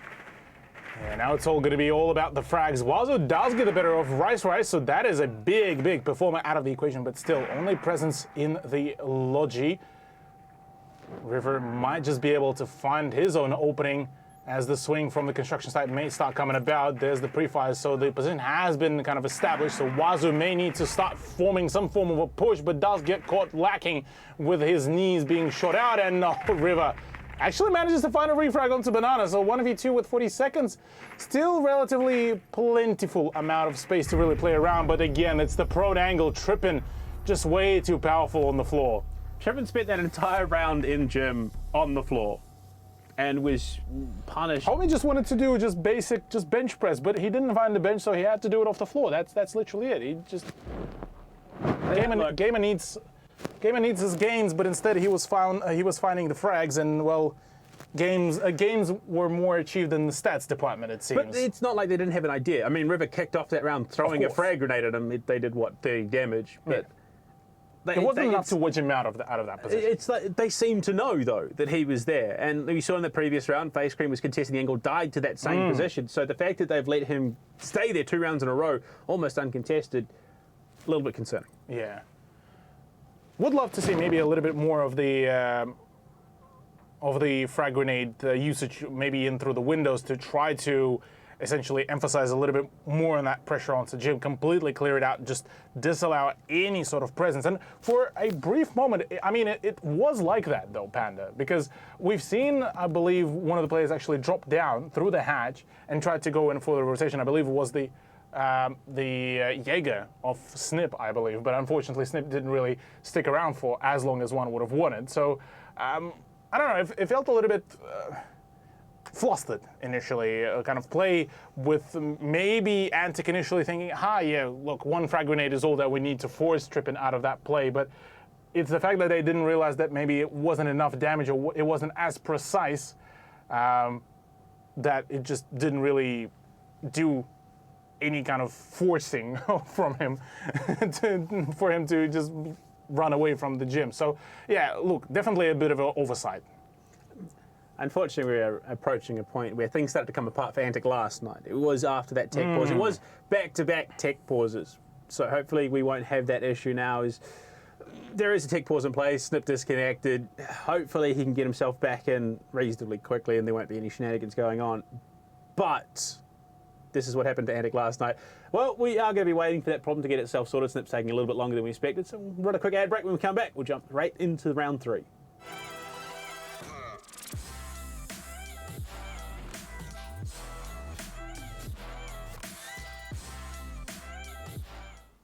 Lag can be the difference between life and death. Switch to Orcon's Fibre Pro and Power on an 18-month plan and get this Razer gaming setup worth over $1,000 for free. Orcon for the win.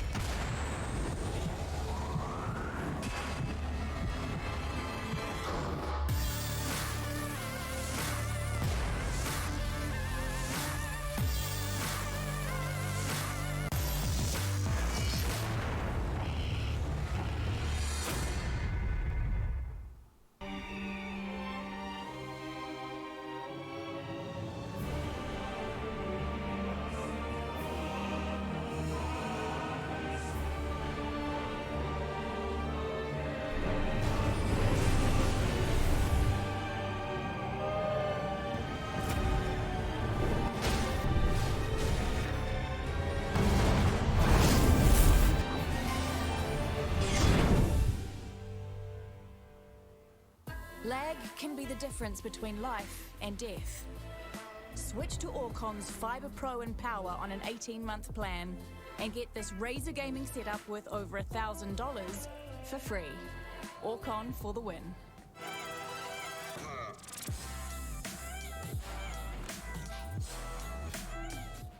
Well, look, Cthulhu, we've got the issues resolved. We're ready to jump back on into the game. Not too deep into it, so there is possibility for redemption. Antic, it was a rough start. It was a great start, and then it was a rough follow-up, unfortunately. Alta Zelios looking to make themselves known in this matchup. We head to the third round. We head down to the basement. So both teams, 1-for-1 on Jim. Yeah, 1-for-1 on Jim was an interesting, actually, turnout. So first iteration of it was caught by Antic really, really well in that initial kind of avalanche almost of all the attackers the moment Face Cream died on the breach, and from there on it kind of went into basically just locking out Rice from any sort of possibilities. Second round went completely the opposite way, stole out galore really for Antic, and them not being to read into the fact that Trippin was basically just allowed to sit in the gym for the remainder of the round, basically spelled demise for them. Now we are looking at AZ setting up their hold in the Church and Arsenal, and they're looking with like a slight expansion into the bar setup, but a bar actually could be a very worthwhile investment, especially with just, well, a few setups of the Valkyrie cameras to then observe and know exactly when the push is about to be conducted, albeit that only covers one of the flanks. Blue Tunnel is still going to be a very dangerous avenue that should be looked upon very, very carefully, as River is already starting to make some moves towards it. Yeah, it has the option right now to drop down oil, potentially even go through storage stairs, but you can just see Antic sort of testing the water across the map, trying to figure out if there is any commitment to the offsite presence, whether or not they can capitalise and punish any of those offsite players. But the Thinker, we do see it come into play. It was banned out last map. It's now active and available for both teams at the moment. Whether or not Karma survives long enough to utilise those nano boosts is a different story, though. Yeah, we've seen a number of times actually when Thinker was isolated very early into the rounds without being able to really start using the guns, or rather the utility, too early. We forgot though to highlight one very special appearance though, Panda. Face Cream's pick onto Fuse. My favorite one actually, as a matter of fact, with the sheer amount of utility and well, loadout being present. Okay. But we shouldn't get excited. We should normalise Fuse picks. Like, why are we hyping it up? Normalise Fuse in competitive Siege, and unfortunately, what is not normal for Owen is that he's on cam duty as the Hibana, as the primary hard breacher for this team going to this. And unfortunately, with the Kate pick in play, there's only Face Cream now to open things up. Yeah, fear nothing. The Fuse also has that in his pockets as well. It's a borderline a Swiss knife at this point of the attack. That the only thing that is holding down the actual Spetsnaz operator is the speed. Only 1 speed, 3 armor, a very chunky operator that. Well, the chunkiness is good if only that translated into even more of the HP as it stands. I believe it's only, what, a 30 HP boost? Speed is irrelevant if your enemies are dead, and if the Fuse charges are in play, they hopefully should be. And unfortunately, yeah, there is limited options in being able to open up this bar hatch. Face Cream somehow makes it work. His Karma's just in, found 2, and taking care of the Cave Claw and Memorial. How has he been allowed to get away? He's going to find more with the help of Face Cream. They take down Rice, who gets aggressive peek in the bottom of main stairs, and all of a sudden Antic are in the driver's seat and speeding towards victory. Absolutely, already absolute chaos unravels by the conclusion of it all, as well as Antic. After that break, well, we were starting to talk as maybe that could be the end of the initial momentum, but it seems like it just gave them enough room to really get back into the swing of things. Finally, talk it out. Yeah, look, things really didn't work out. Maybe double down on some utility, maybe double down on some drones. And from there on, well, it all worked out pretty straightforward. On the side of Altadelius, though, got caught off guard. And it certainly feels to me that maybe even the Fuse pucks kind of started to get them a little bit shuffled around as they started trying to, adjust for some of those positions, trying to stay as far away as possible from all the breachable floors, which in return could have been a large problem. But we haven't really seen as much of an emphasis around that. It just made enough ruckus to force AZ to start just shuffling around, and that is exactly what kept them out of their comfort zone. Well, I mean, the wild thing is, so by all rights, no one should have got Moto Hatch. because it was Cade Claude and they had next to no utility to be able to open up. And so Karma, in his debut for this team, says, you know what, I got this, lads. Pushes down main stairs by himself, finds 2 kills, clears out the Cade Claw, and blows the site wide open for his team. We are going to be heading back there once again. No fuse for him this time. Face Cream is back onto the Maverick. But Wazoo, he's bringing out the buck, looking to threaten some more of that. And Karma, he's going a different direction entirely.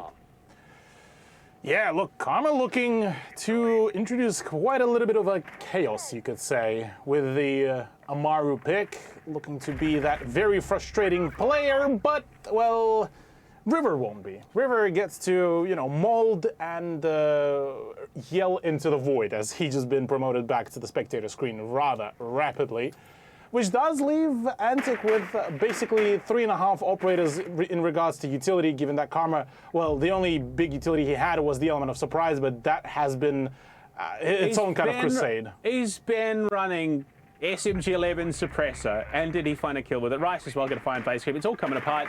How are we seeing, once again, a double down on the site where Altered Zelios is able to take it back almost freely? Because the first attempt was a mess. Karma just walks in, takes the site. All of a sudden, Altered Zelios switch up the scripts.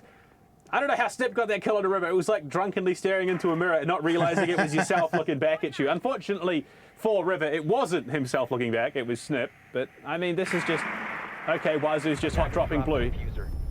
I mean, respect it. Yeah, respectable move, but unfortunately just doesn't net you a whole lot of success off the back of all of that. But, I mean, the way how just things been snowballing out of their control, maybe it's just more so a call by Antic, just go next at this point. No point in trying to prolong the inevitable, plus with the sheer fact that they really haven't cleared out any big impactful positions. It still was very much of an uphill push. We have seen Jim in bedroom so far. We're about to see Jim again.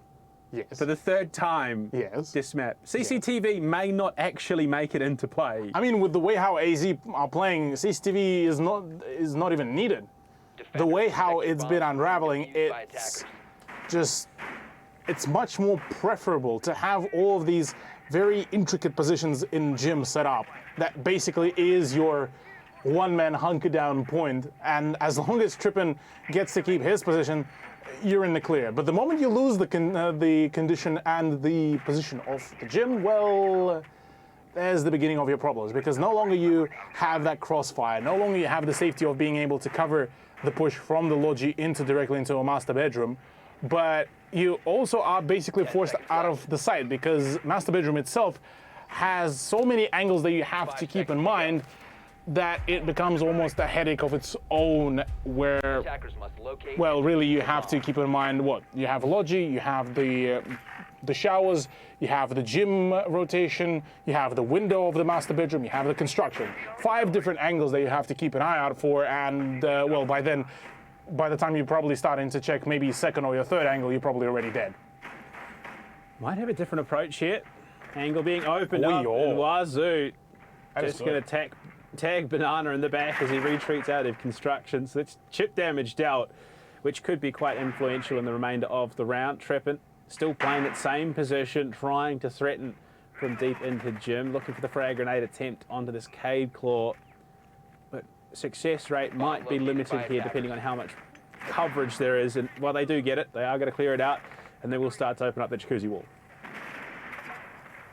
Still waiting to see any more frag grenades to be thrown through the gym window, albeit I would assume that there is at least one Jaeger ADS device. So yet to find any sort of closure there, but it doesn't look like it actually. No Jaeger ADSs, which leaves Trippin's position just fraggable, easily fraggable, but no actual advancements from Antic. Feels like it's just more so a lack of drone game. I mean, look at this. He's been pinged out. They know he's there. He was just hit with the red ping. Yeah. So surely there's going to be some sort of frags. I mean, you have River, you have Face Cream, you have Wazoo, so much of that explosive utility, and none of it actually being dedicated feels like almost a waste. As I say that though, Rice already gets the better of it. It's a very much of a face push here by Karma.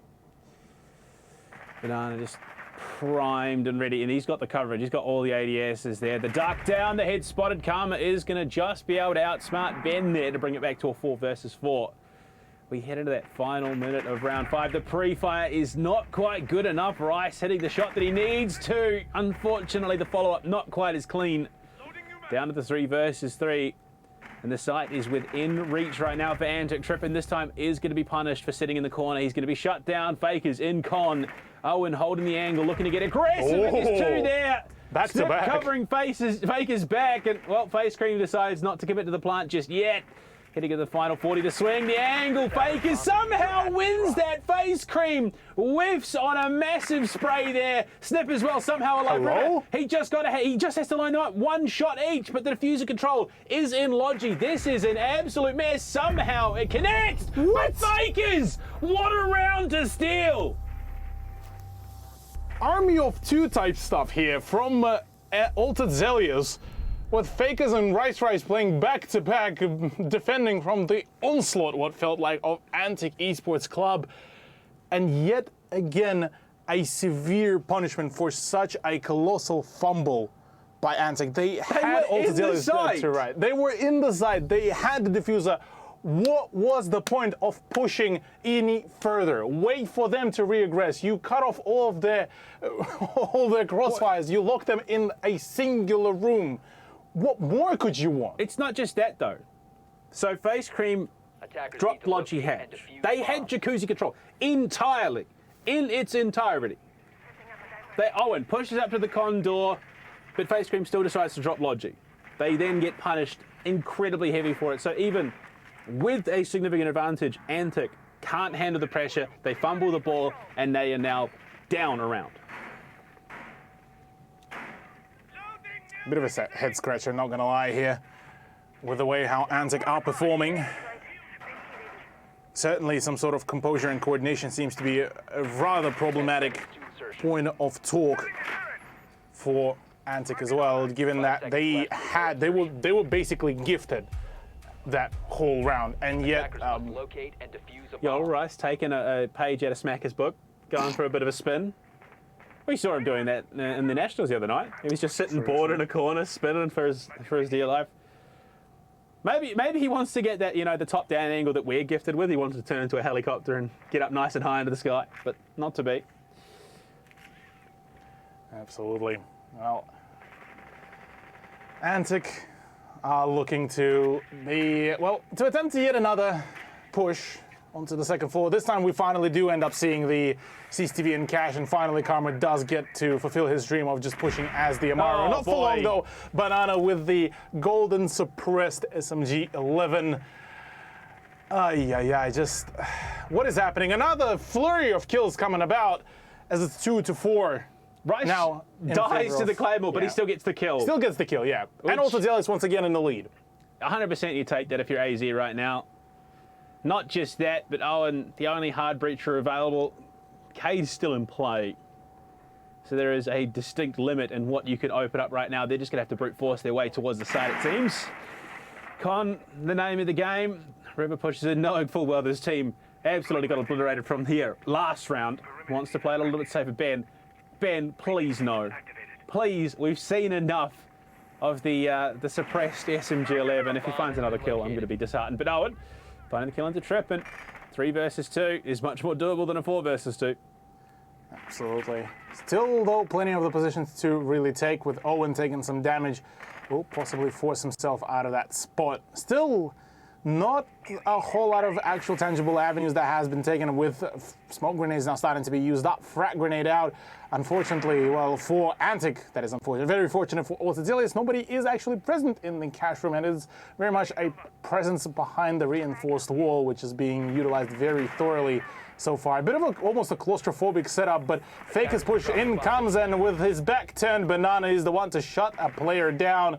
It's all down to River. Another swing and another one for Banana. A 4-2 victory. And all I'm going to say, Panda, Bear wouldn't have tolerated this. Oh, no. I can imagine Bear is probably having some stern words in chat right now. Oh, dear. Unfortunate. Antic slip even further. Down 2 rounds. They head onto the defense, though. This is Clubhouse still. You got to remember that. And defense is their preferred of the 2 sides. Owen looking to pick up the mantle of the shotty pulse as he's sitting there right now as we head down to the basement. But, I mean, I don't know. They should have had a 3-3 half. They should have had it. It should have been. It should have been better yet. It should have been a 4-2 in their favor. I'm still just confused about the outcome of what was it, the round 5, because that would have been theirs through and through. But well, look, ANZ get to go on the defense now. It's their time to be the ones to just wait essentially for the attackers to come to them. So I have to say though, I'm extremely happy to see that the meta is now ACS 12 Maestro. We've seen it 2 matches already tonight, which means that it is the staple, at least in LPL Pro. Anyway. You say that. I've actually been recently converted back to the older rather than the ACS. Yeah, but that's because the option of sites, isn't it? Don't lie. The new sites coming into play. But no, I mean, we've seen the ACS 12 come more into the fold because obviously it's easier to edit sites. It's got a 2-time scope and, well, it hits like a truck. It does hit like a truck, you are correct. And yeah, with some of the recent increases of the rate of fire as well, the damage per second as well, the output itself has been increased very thoroughly. I do find it oddly funny that Owen has revoked the pulse privileges of Wazoo straight off the bat after the kerfuffle. Understandably, it has been taken out of his hands, but Faker's on the knock. So we are seeing some diversity in the picks. Unfortunately, you know, it may not pay out depending on how they play this. But Owen, he's a bit of a connoisseur of the shotgun, so I wouldn't be surprised if he makes it work. Yeah. Well, curious. What will the man himself, I guess the Pope of the Church of the shotguns, or would you count Chef Jeff? No, that squarely sits on the shoulders of Chef Jeff, and unfortunately, Wazoo is just going to have to sit down as Rice. Picking up that sledge, going hard once again. It's not that 16, 17, 8 score line he had last night, but he's still contributing in a pretty significant way for the team. He's found some big kills so far. He's second on the leaderboard for his team. And I mean, look, they're 3 rounds away from victory. Absolutely, yeah. Look, Altadale is looking to do it into even quicker turnout comparative to their last week's matchup against each other. And as it stands, look, before it was what? Oregon, now it's Clubhouse, 2, like you said, 2 sideways maps, not forward-going maps.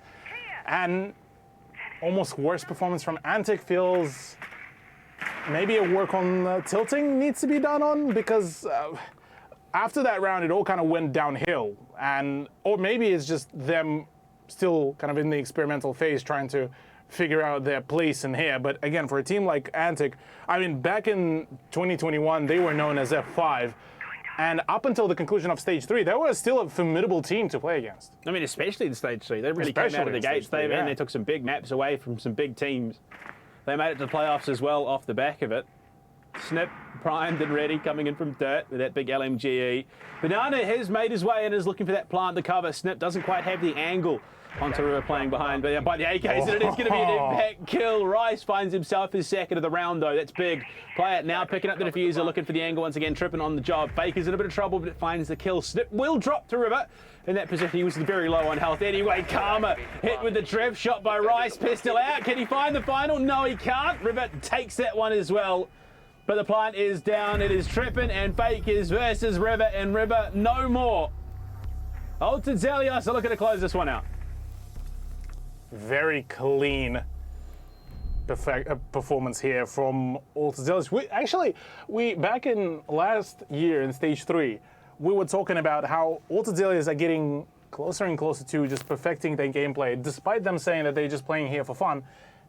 It's every day we see them, they improve more and more on their form, on their performance, on their coordination, just everything being tightened up further and further. And, well, whilst we may meme for as long as we want really about how they're playing for fun, but it's certainly quite a fair bit of hard yards have been put into their prep and how they end up playing, even, yeah, despite their very lighthearted nature. Yeah, look, the improvements are showing, and it is impressive to see. I mean, you look at last year, their entrance into, Oceanic Challenger League, they were just there. They made it in, they were having a bit of fun. Stage 3, they put up some results. It wasn't like there were any significant expectations. But now coming into 2022, those improvements have kept compounding. They're coming into this competition as one of the teams that we think could make it into playoffs. Face Cream, though, he's going to be playing the other half of the Italian duo, or if you're Cthulhu, the other half, the Spanish duo, as we heard last night. But another ACS 12 coming into play. Attackers are heading out. The ACS 12 indeed, and look, I mean, perfect tool for spawn peeking material, so wouldn't put it past that this is going to be used sometime later down the line. Banana, though, busting out the Supernova, but, well, for Trippin, no more. He is sticking around. Another presence, and Rice now goes down. Karma is the one to rid him of his life and of his maybe even wallet at this point. Completely just outed. So Antic once again finally are getting back into the swing of things, but in saying that, it's a much necessary thing. Karma for a double, and it's so far all falling apart. We may just be seeing that third point for Antic, although Fakers has something to say about that. Traces are not always your friend at the end of the day. But Cthulhu, are you insinuating that Mozzie is a frequenter of the Frankston line? Quite possibly, honestly. Taking wallets and shit and everything. But he took 2 kills, which is rather impressive. He's going to find a shot at 3, getting aggressive out onto Fakers. It is now down to Banana. Supernova Hibana. Well, the Banana Hibana. The Banana Hibana, yeah. Look, it was a staple of Altazelios' approach last year. If he finds a kill, I will be mightily impressed, and that might just make it into the highlight reel. No one on cab, so he's not going to be spotted. He's playing it like he's an Ash. Oh, you were saying he tried to go for quite a nasty flick there. Not going to lie, so pulling a bit of a smacker there, but have to see if that is. I don't think Smacker would be caught dead with a shotgun, if I'm being perfectly honest. He would be caught lacking with a shotgun. That's what I'm saying.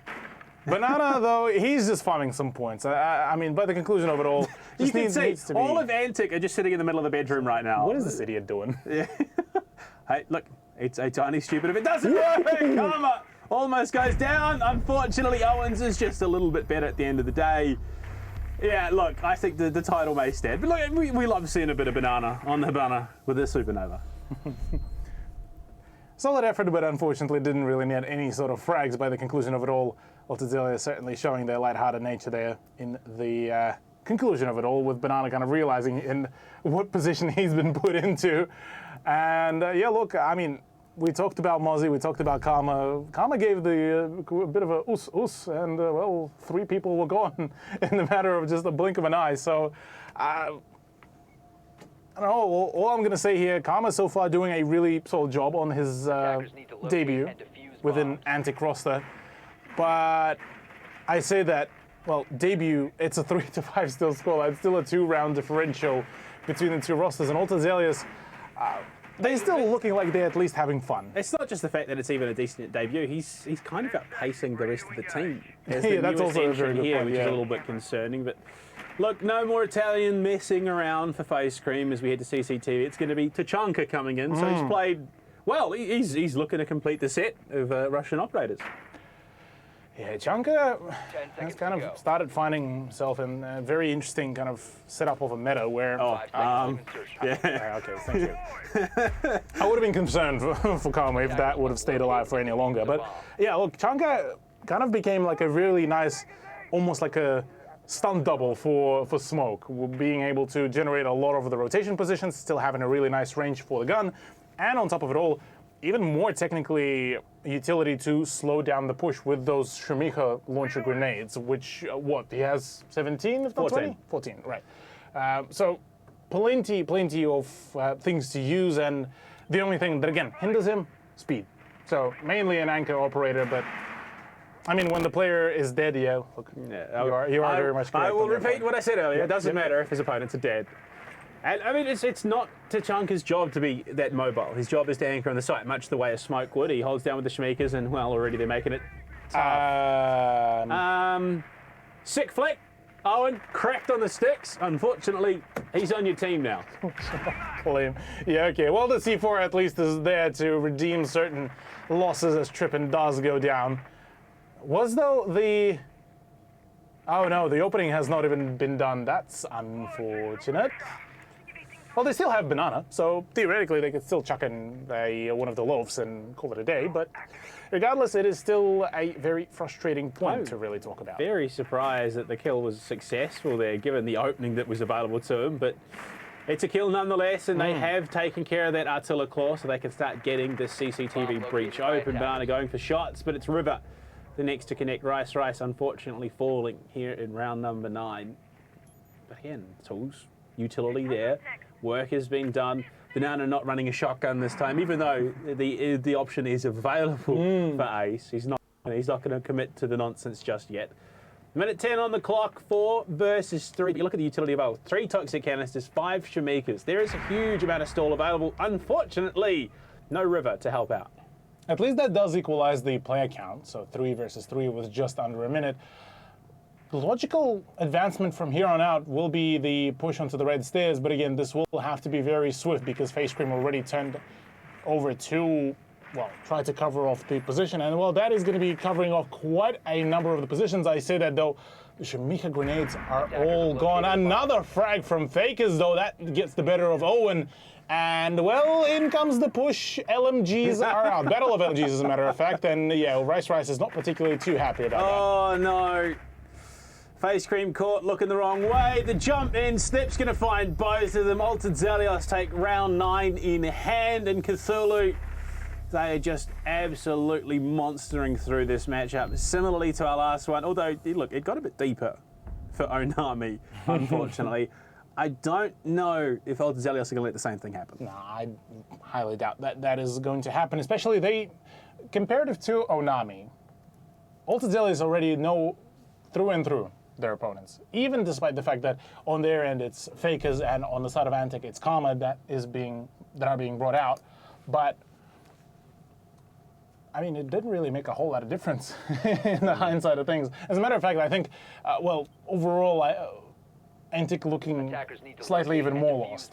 As much as I hate to say this, and as much as I hate to harp on the teams, it's just for Antic, they show a glimpse of hope, but then it just ends up being just only a glimpse. And whether it's tilt factor, whether it's just them getting into their own heads, whether they getting too confident too early, suppose only time will show, because I doubt that players will give us a whole lot of definitive answers apart from, yeah, we're working on it. Yeah, I think that this is, they're literally, there's no other option. It's going to have to be a bit of a rebuild stage for them. They're going to have to turn their attention to Season 2 of LPL Pro and Stage 2 of Challenger League. But well, that's what we've been kind of talking on some of the other broadcasts as well, where it was, we only outlined only a couple of teams that were ready to push for higher tier, higher echelon of the gameplay, whereas all the other teams in the Challenger League have been stuck in that rebuild phase where they're trying to find that I suppose, the right person for the right role, kind of as Dizzle back then said. But this time it's not the problem of a roster, it's problem of who plays who and where. Banana just swung past Kennels while being shot at from Secret by Face Cream, and he was none the wiser. The LMG was so loud that he wasn't aware that Face Cream was even shooting at him with the K1A. I'm sorry, I can't hear you over the sound of brrrr. Basically. It's also a bit of an off-roll that we're seeing Banana play. He's not one to traditionally pick up the mantle of entry, but he's on the job now. He's been given the privilege. He's lucky to be alive, though. Karma. Okay. Trying to put on some sort of his own performance. Love to see that, at least. You know, some outside hobbies and activities is always encouraged for gamers. Antic might be walking away with a loss, but Karma's walking away with $4. You take it where you can.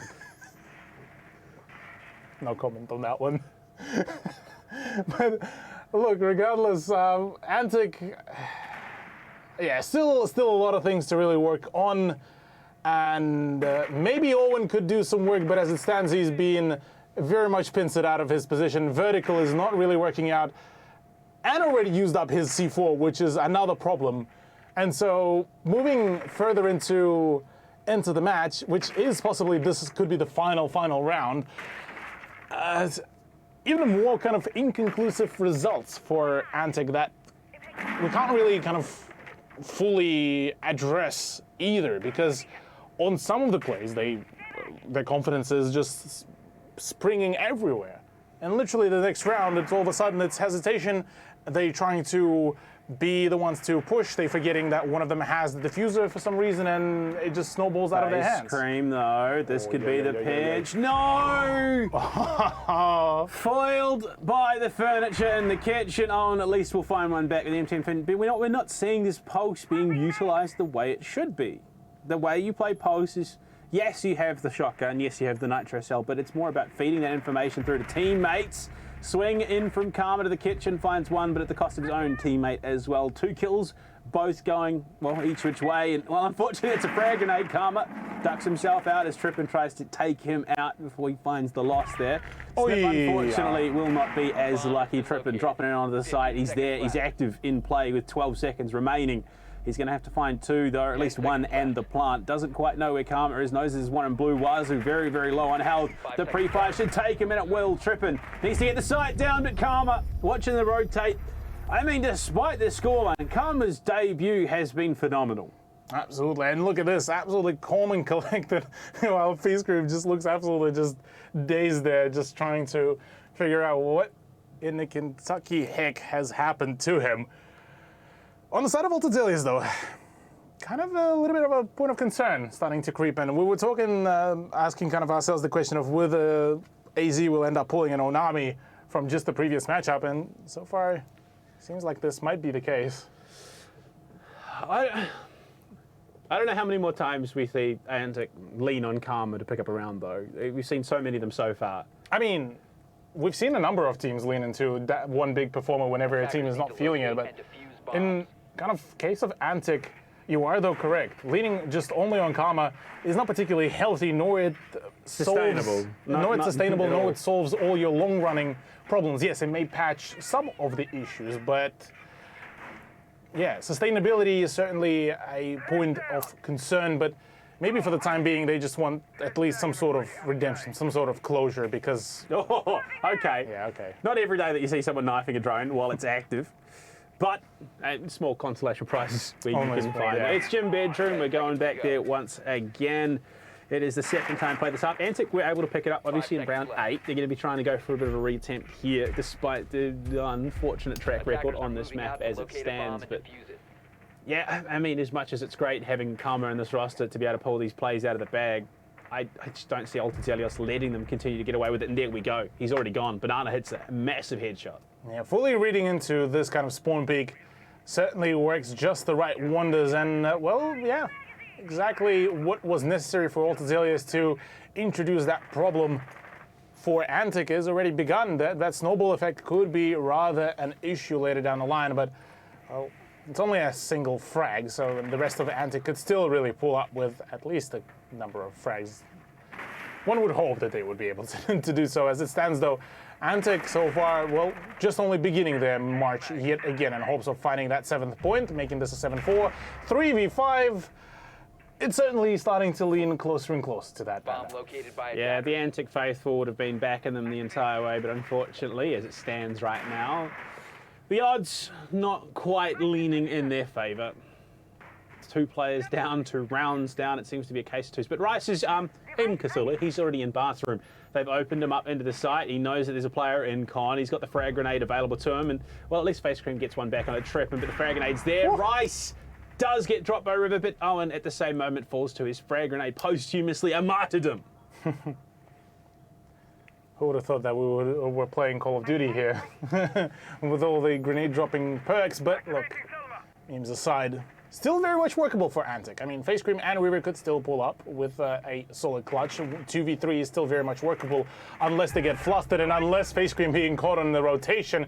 And now it's making things even more difficult. River, though, does get the better of Snip. Now has his position revealed and now has to be very cautious about where he opts in to push. Rotate all the way through, the pings are there, but Banana, he kicked the round off, he closes it out. Altadelius, look at them, they're happy, they're stoked, they get the win. Antic, unfortunately, will not pick up a win just yet, and it's now 2 leagues they find themselves bottom of the table on. Yeah, quite unfortunate result here for Antic. Very frustrating one as well, might I add, as they were just looking relatively close to, you know, making it here, making this debut of a slightly renewed roster theirs to finally take the win, but alas, well, maybe not for today, was not meant to happen, but it is what it is, though happy times for AZ. Positives where you can find them. Karma topped the leaderboard at the end of the match. He had the most frags, 11 to his name on his debut, which, I mean, there's so much that goes into a debut match. You look at nerves, you look at lack of preparation, especially with a team that's already established like ANZ. But, I mean, positives. There are positives. Absolutely. Not quite as many positives as I think for Team 7, but ANZ still have the option and ability to improve. Absolutely, yeah. On the side of AZ, I mean, Faker's introduction has worked out rather well, and overall the roster going into LPL Pro looking rather refreshed. Well, we are going to be joined by one of the members of Oceania, of course. Trippin, welcome to the interview booth, LPL Pro. You pick up your first win. You shut down ANZ again. You guys are kind of bullying them at the moment. Yeah, definitely. Feels good, honestly. Been looking forward to versing them again with Karma. Get a bit of revenge for the Evo Grand Finals last season. Feels good to come out on top when it matters. So, with Faker's introduction into your roster, obviously, as the man wasn't able to really play in Challenger League previously, how much of training has been put in with him compared to your core roster in Challenger? Yeah, not much, honestly. He's pretty new addition. Hold up. We didn't play with him until tonight. Is that what you were going to say? Yeah, that's exactly it, to be honest. All right. Look, we just know. We've been around them so long. But look, Trippin, Alta Zelios came into Challenger League late last year. You've come into the start of this stage and the start of this year. You guys are going from strength to strength. I mean, what goes in week to week, day to day for you guys in terms of that improvement? A lot of ranked, honestly. It's just a lot of ranked. Yeah, I don't know. The boys are good, so it's a lot of good team chemistry. But other than that, it just comes naturally. Well, look, it's great to have you here in the interview booth. We hope to see more of you in the future. But before we let you head off, is there anyone you want to shout out? Yeah, my boy Digger Nick. Shout out that guy. We love Nick. Well, look, head off, enjoy the win. We look forward to seeing you back next week. But Cthulhu, look, 2 matches down, 2 very nearly close attempts at overtime, but Alta Zelios, they shut it down quite cleanly. Oh yeah, absolutely, yeah. By the conclusion of it all, Alta Zelios had a bit of a slight trip over the peel, but apart from that, it was still, a very dominating performance, very good play, and it is cool to see that, as Trippin alluded, it all kind of comes in naturally. They played a little bit of ranked, making sure that they have just good chemistry altogether, and by the time they know what exactly goes into each other's role, well, it's all that is necessary, it seems. Well, chemistry is going to be a very important part of our next match, of course. If the Warriors want to try and take down Odium in our next matchup, that one's a pretty big one. Odium up until, Monday night, we're top of the table in the Nationals. Warriors coming and having a bit of a struggle. This is going to be a bit of a challenge for them. So when we come back after the break, we dive on into match 3 to see if there is another potential upset on the cards. We'll see you soon.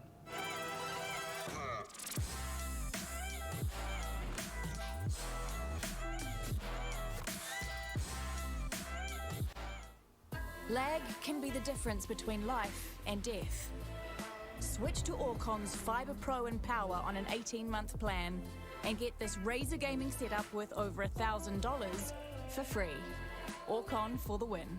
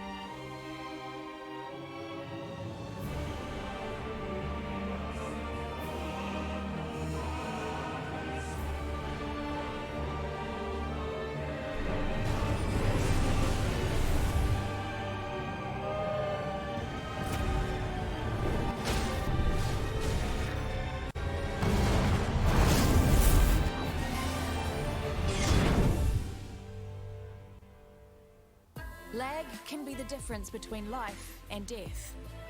Switch to Orcon's Fibre Pro and Power on an 18-month plan and get this Razer gaming setup worth over $1,000 for free. Orcon for the win.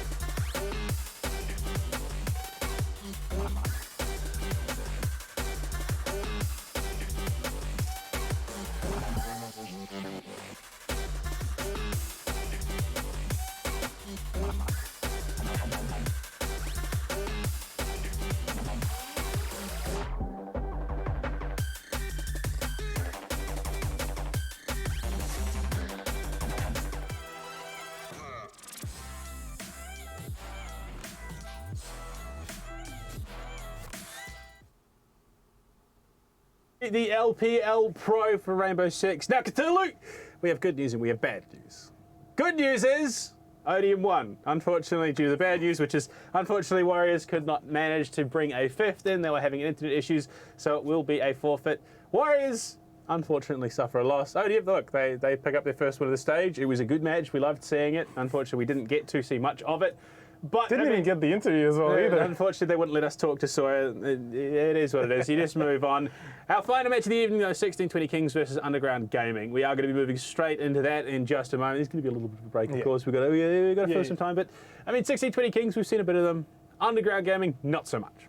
Yeah, look, Underground Gaming could definitely do with quite a fair bit of introduction. If with Team 7 they had quite some history, with Underground they kind of coming into all this as a bit of a dark horse, all things considered. So it's kind of like, I guess, for 1620 Kings, well, Chef Jeff himself on the socials said, and hang on, let me find a quote for you right now, and more ways to practice for officials. No. His exact words were more ways to run it down. Finding new ways, finding new ways to run it down in officials. So look, they're coming into it. They haven't had the cleanest seasons in Challenger League, but it's a rebuild stage for that. Jeff's been open about it. He's got some new faces in the team. Given that, 2 members splintered off started their own team in Japer and Onami over to Circular Spheres. But, I mean, the new faces that we have seen out of this roster have been quite capable and, given time, could be a formidable team. Well, speaking of the new faces, as a matter of fact, let's have a look at those rosters. 1620 Kings, yeah, look, a team that did go for through quite a fair bit of the rebuild, with Chef Jeff being kind of at the helm of it. Lonely Silverback joins us in the play. Jacko returning from back in Season 3 of last year, and then Machine and KJ being the fresher introductions into the roster. And look, I have to highlight Machine. Well, basically been living up to his name. He's been absolutely just blasting through the opposition, albeit, well, at a varying success for the rest of the team. The guy's also kind of a unit. Like he's a unit. He's stacked. Not to mention the fact that he stares, like, his screen's right up in his face. So it's interesting. He's ready to. He's going full immersion. Full immersion. But their opponents tonight, of course, a little bit of an unknown quantity. Underground Esports Club coming into this. I'll be honest, I haven't had much experience with them, so I haven't got to see much of them. But I mean, one of the names that I do know is Zuve. Bit of a known quantity for. We talked to some of our contacts. People know him. He's come from PS4. He is a bit of a gunner, so he could definitely be one to keep an eye on. The rest of them, they could very much come into this competition, like you said, as a bit of a dark horse. Absolutely, yeah. Hailing from the PS4 and been absolutely the perfect gunners, at least Zuve and Dark Vibes. Unfortunately, Dark Vibes is not present here. I believe he's the coach for the team. He must be the coach then, yeah. But honestly, yeah, look, took a little bit of a hiatus and then, built up a team around all of that and ready to absolutely frag it out. They did come in from a qualifier, so curious to see how will they really fare, in the same way how Team 7 really arrived in the LPL Pro. So a few good opportunities here for Underground Gaming to really score, but in reality, the favors are all stacked against them in favor of K16, purely off the back of the statistical positioning, plus the fact that, well, K16 did play in a higher echelon of gameplay comparative to Underground Gaming. Yeah, I mean, 1620 Kings, second place overall for Oceania Challenge League last year. So definitely, look, they would be the understandable favoured team coming this matchup. But as we head to our head-to-head player matchup, of course, the ones we're going to keep an eye on, it's Machine for 1620 Kings. Understandably, this guy's a unit. He plays that entry on the Finker when it comes to attack. On the defense, he's incredibly capable, plays the Jaeger. This is a frag machine, ironically enough, given his name. On the other side, it's Zuve. Yeah, really the only player that we had any sort of idea who he is. He's come from PS4. He's a bit of a gunner. He's capable when it comes to this matchup. But, I mean, is that going to be enough to upset 1620? Look, one will have to wait and see, given the fact that, yeah, look, I would imagine that Underground would try to employ in a similar kind of vein of what Team 7 been doing, and just pure aggression, try to hold on to that and essentially work in tandem of each other in regards to the frags. I mean, we get to see 1620 Kings all ready to pretty much run as hard as they can. Jacko back into the fray, though. Look, an addition that we initially back last year we were very much questioning, but he managed to come to terms with his role. Now looking at Underground, all of them are looking very much kind of concentrated and ready to roll, albeit one of the players just basically had the monitor serving as a flashbang. I bet I could even see the Machine, face. much the same. He was a bit like that as well. And as we head to our map vetoes for the final matchup of the night, well, we've seen Oregon Clubhouse. Do you reckon we get any deviation before we head to the No Cthulhu? Look, quite possibly we could be seeing some sort of deviation, but as generally stands, look, teams from some of the lower tier or lower echelon of the gameplay would be going to some more stable maps, and so we are the repetition of the Clubhouse. Free bit of information, those of you that may not know, because you probably won't. The map that would have been played between Odium and Warriors was Oregon. So it would have been 2 Oregons, 2 Clubhouses close tonight. I'm glad that 1620 Kings banned out Oregon immediately. But we had Theme Park and Border as an option in the last phase. Yeah, look, Theme Park Border could have been actually something really nice to bear witness, especially for 1620 Kings. I would imagine something across the lines of more so towards a border than a theme park would have been a much better choice. And I think this is what they were gunning for and hoping that the Clubhouse would be banned out. But obviously, given that it stayed around the open part of the vetoes for such a long while, it kind of implied that Underground were looking to go back to basics, back to Clubhouse, where it's essentially their comfort zone. And I mean, for 1620 Kings, technically it should be as well, but we've seen so many times that they were just unable to find that closure, that final conclusion to any of their performances. I mean, even yesterday, it was, K16 versus Circular Spheres, and it ends up being a 7-3 loss for them.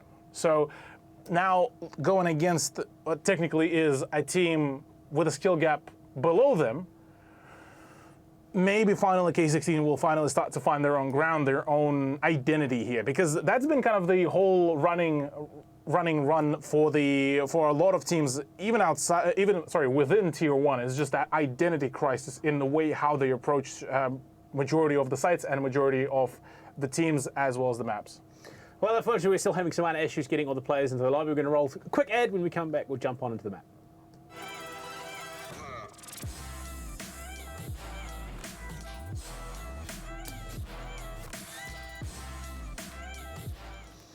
Lag can be the difference between life Do we have our and death. interviewees for the matchup? Switch to Orcon's Fibre Pro and Power on an 18-month plan and get this Razer gaming setup with over $1,000 for free. Orcon for the win.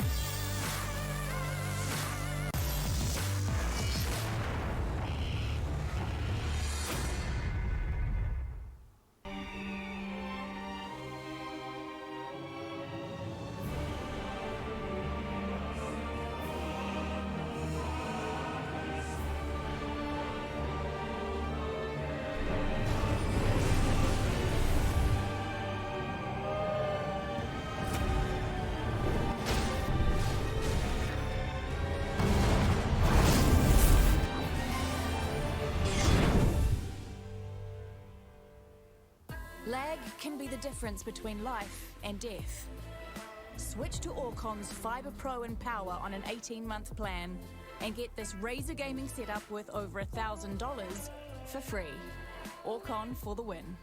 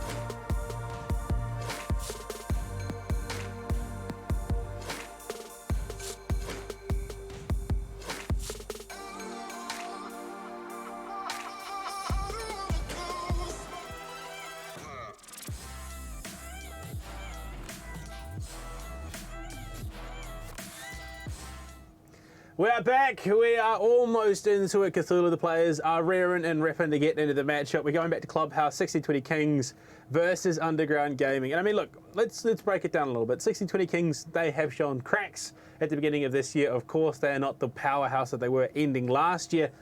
If you're Underground Gaming, what are you doing today to upset them? What are you bringing to the table to try and outplay them? Honestly, for Underground Gaming, they just need to make sure that they are nailing their confidence and their own play style, because it's been shown that the moment it's a team that has a differing, very aggressive, very in the face of 1620 Kings, they start to get flustered. Whilst yes, Machine can really frag out, yes, Chef Jeff can really pull off some really solid frags, but if it's a very coordinated but a very aggression-heavy team, it's very difficult to really do much. And well, as a matter of fact, well, let's get ourselves refreshed real quick on the maps that we are going to be seeing, because, well, Clubhouse upon us, meaning back down to basics. Basically, it's the whole day that has been down to basics, trying to just iron out all of our plays. Oregon was the starter for us. Onami had a bit of a nearly whiff central there by the nearly conclusion of it, which they managed to obviously shut down later down the line. Antic, well, it didn't really stick around for too long. Yeah, it was a bit of a faster affair. There wasn't quite the pop that we hoped for them coming out into their opening match of LPL Pro. Not much to break down between Odium and Warriors, of course. There's only so much you can read into a matchup like that. I mean, you guys, you saw it for yourselves. It was pretty straightforward. But, I mean, look, you come into the matchup, you see the vetoes as they are. I mean, we had, what, Skyscraper, Cafe, Theme Park, Border, and Club as our final 5 maps in the pool. So we very nearly got one of our newer maps here. But, I mean, look, you're coming into this matchup. Yeah, 1620 Kings. Like, is there actually any real concern facing off against this unknown quantity, given your experience? There is absolutely concern, Panda, given the fact that for 1620 Kings they're playing against an unknown entity. For what it's worth, they would be probably imagining that they are playing against just a 5-stack of absolute gunners, and who transferred over from the consoles not too long ago.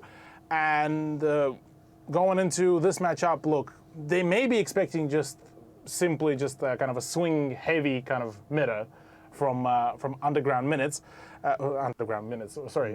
Gaming. But overall, I actually think that Clubhouse is a perfect map for UG to really take on K16, because for K16, I was looking at the final few maps. Cafe would have worked quite well, because it's one of those maps that K16 were able to flex a few times, especially back in Season 3. It is one of the maps that does require quite a fair bit of coordination, so theoretically a counter to this kind of very untapped aggression would be that very controlled coordination with some heavy vertical play, and Cafe does allow that. So look, a few opportunities were honestly there, but unfortunately it didn't really come to fruition. So here we are back to Clubhouse, which I'll be honest, I'm hoping, I'm wishing that later down the line through LPL Pro we are going to be seeing a little bit more creativity from teams. Well, I mean, look, we're coming into this matchup. This realistically should be the most straightforward in terms of not just the map, of course. We've got a Clubhouse, but operator bans. We're not going to see, the Monty or the Echo or anything along those lines banned out. This should be sort of back to basics. You're going to be seeing a Thatcher, maybe a Maverick, potentially a Hibana. Honestly, I think Thatcher, Hibana more than likely, Cade, and then probably a Mira to round it out would be my guess is at the moment. Maybe even a Flores if that's a real concern. No, but see, the thing is though, yes, you ban out Hibana, but that still leaves out Maverick, who is extremely impactful on a map like Clubhouse, who can open up basically any sort of walls, hatches, however you want it, despite being Cade-tricked. So, whilst yes, it's a valid thought, but if you're banning out Hibana, you might as well start banning out the Maverick as well. So I think this will very much depend on who gets the ban first of all, and what is going to be the first ban? Because if it's going to be Thatcher, you'll probably ban, Thatcher and Maverick or Thatcher Flores. And on the side of the defense, Cade, Mira. I doubt that Valkyrie will really get a ban. And even if she does, that's just one of the big flexible information gatherers that is out of the equation. But actually, no. Valkyrie would be actually a sound idea, given the position of Underground Gaming and given that they would be the one to want to be that flexible aggressor. So actually, no, Valkyrie over Cade would actually be a good idea, but it's more so the point I'm trying to make is if it's going to be a Maverick ban, it goes in tandem with a Cade one.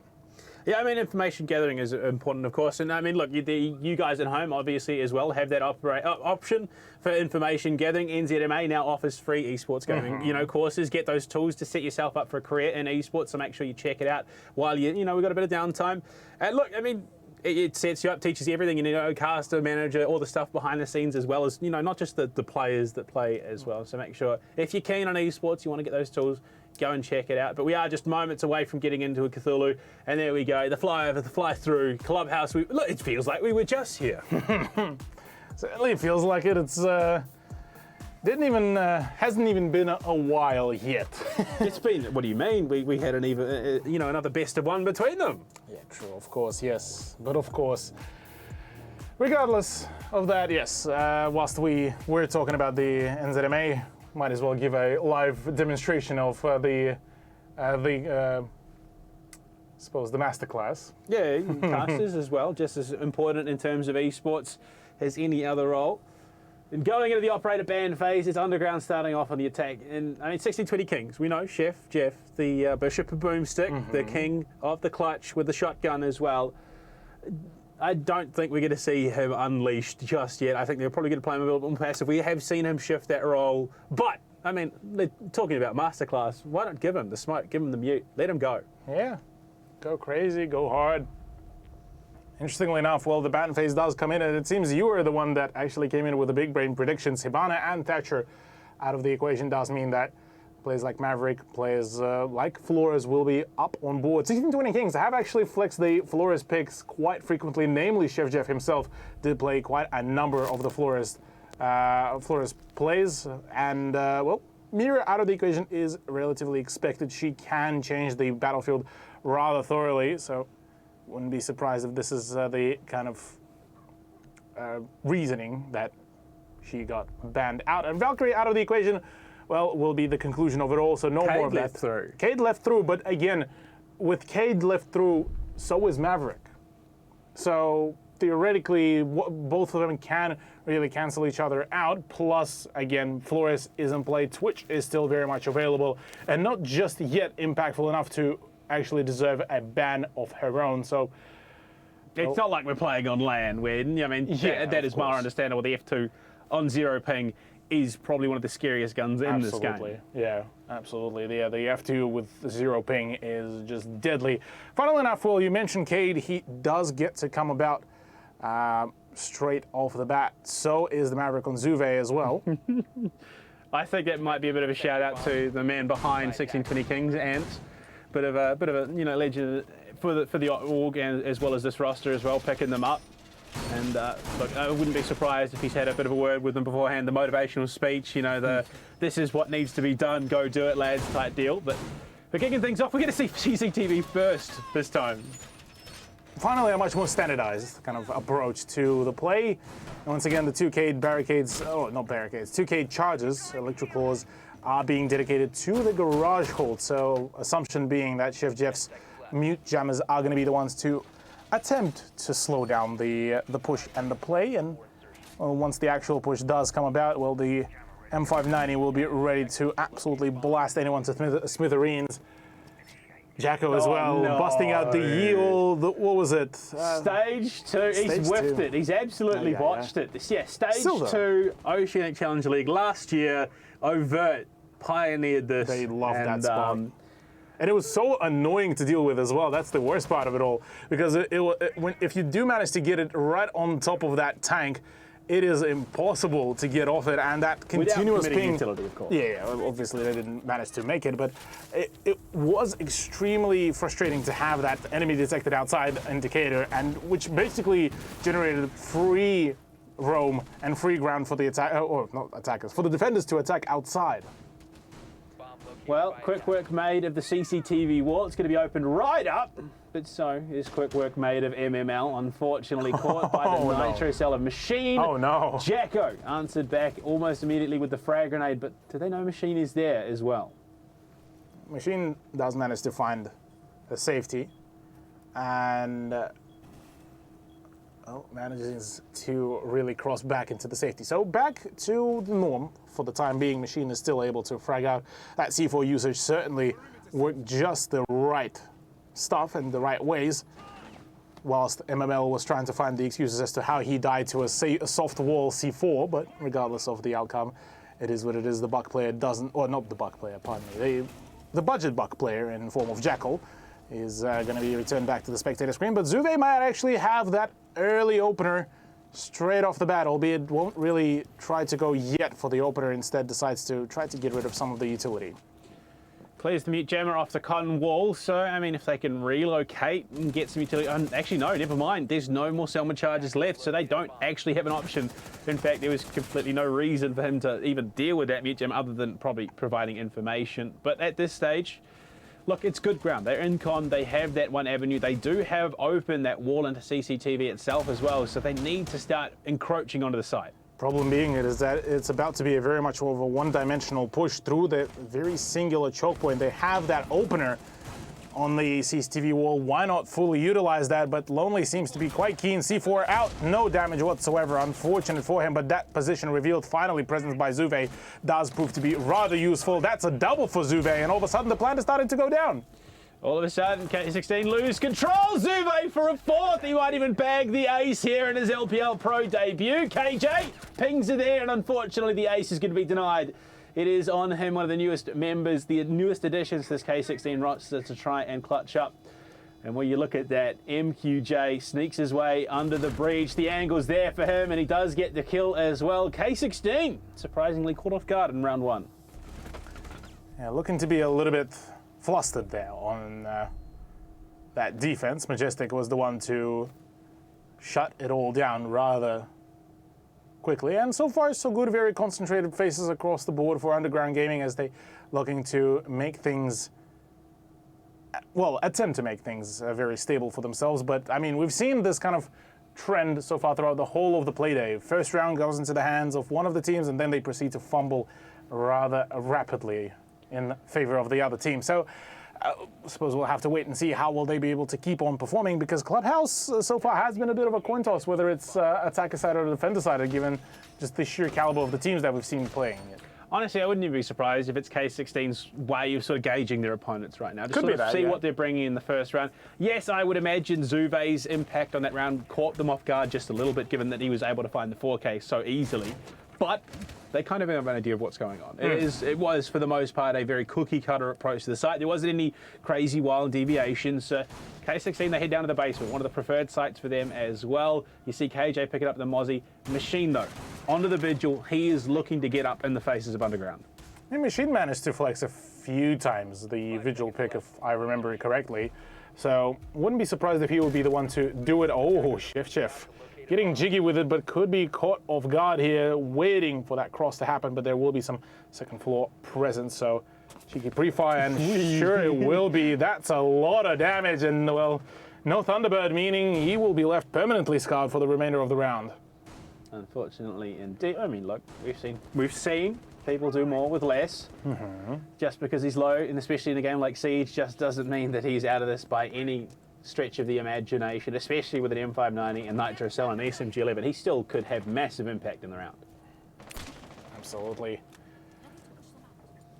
Well, continuing our march onto the round number 2, looking to see how will Underground Esports Club will be able to keep up their momentum that they managed to generate back at the round number 1, albeit courtesy of Zuve to find that 4K for himself. Do we reckon we are going to be seeing any further expansions, or do we finally kind of return back to very usual kind of average Joe kind of play of the hold down? I say that though, I just missed the fact that Chef Jeff and Machine still on the second floor, and JPK has a good idea, and well, down will the mute go. Unfortunate loss there. I spent all that time hyping up how he could have had impact. Unfortunately not to be, but Machine again, just seconds off the angle, missed out on the opportunity. Machine just absolutely certain that he was droned out there. Wasn't in fact the case. The pings are coming through though, so they have this info. And if Machine plays his cards right, they could take out a key player in this attacking line. Losing a thinker early on is not ideal. Not at all, yeah. That would be a huge blow to the issues and to all the utility. But JPK, look how far he's already going in. He has that long angle onto the positions in the blue tunnel as well. Crossfire's coming about. Machine should have really moved up, but KJ says, don't worry, mate, it's all good. We got things under control out here. Locking back down, bottom of main stairs. MML going to drop straight into Moto, try and get into the site, just push it on through with that information. That's not ideal, straight through to blue, but they don't have any idea that he's there. Majestic is on the plant, the swing, it's going to be successful. MML does take down KJ. Where's Machine? The plant will be all the way through the impact to open up the castle barricade, and Jacko there in support, so the dual play could be coming in, but Lonely taken out by the player at the bottom main stairs. Machine doesn't necessarily have the info that he needs. Again, just seconds too late. Jacko coming down secret, shut down by Zuve, and it's an absolute wash. Underground are committing daylight robbery. Why are you sprinting there, Machine? I know that the urgency is there, but when you were in 1v4, surely expect the people to start absolutely swarming over to your position, especially in that kind of situation. But either way, a bit of a misplay, mistimed push, and I'm lost for words here. I'll have to be honest here, Panda. Just the fact that the Iana was just allowed to just push in. Oh, sorry, not even the Iana. Nomad was allowed to just of all things. push in directly on site, and Church was completely given away. Zero presence on the blue tunnel, zero presence in the Church, no crossfire being held at all. And the call for Machine's rotation came in at the worst possible time. The moment when he had the opportunity to really put the foot down, completely slipped out of his hands.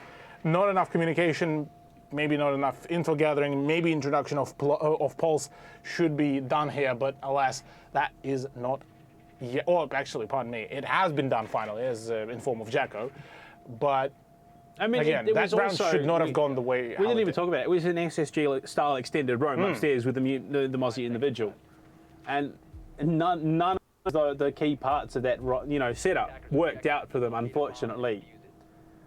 But I mean, look, maybe a bit of testing waters, just trying to gauge. But at which point you can only say that so many times. Yeah. At which point do you say, well, that's enough of the testing waters? Where do we finally go for? Well, the actual play, the actual push. Honestly, I wouldn't even be surprised if K16 are experimenting a little bit more in this league, given that there's also a challenge league for them to worry about. So this could be where they test out new strats and stuff. Perhaps. Well, so far, if that's the case, the testing has been rather unsuccessful, at least in hopes of finding some sort of solace in their plays. But as it stands, UG, though, they are playing for, if not the good communication, for the good timing. Let's call it that, because the push by MML has been so far rather well-timed, minus the first round, and the rest of the team has been performing quite well, minus JPK, who's, for the second time in a row, is the first person to go down. That's a big kill to think out in the first minute of play. No nano boost to come in. Once that push execution has to be committed to, they will take some key ground though, and they will start to open up these hatches. Biggest problem for them is going to be likely this kitchen hatch, which they don't necessarily have the security they need in approaching it. They've got a Maverick, yes, but there is a pulse in play. There is, in fact, a pulse in play. Eraser will try to remedy that issue with opening up a plethora of the vertical positions, but as it stands, funnily enough, we actually don't see the pulse anywhere remotely close to where Erased is opening, or rather Eraser is opening up the flooring, so it is a bit more of a passive kind of info gathering game, but with the hatch about to go down, KJ might be in a world of trouble. I don't know if it's necessarily KJ that's going to be in trouble.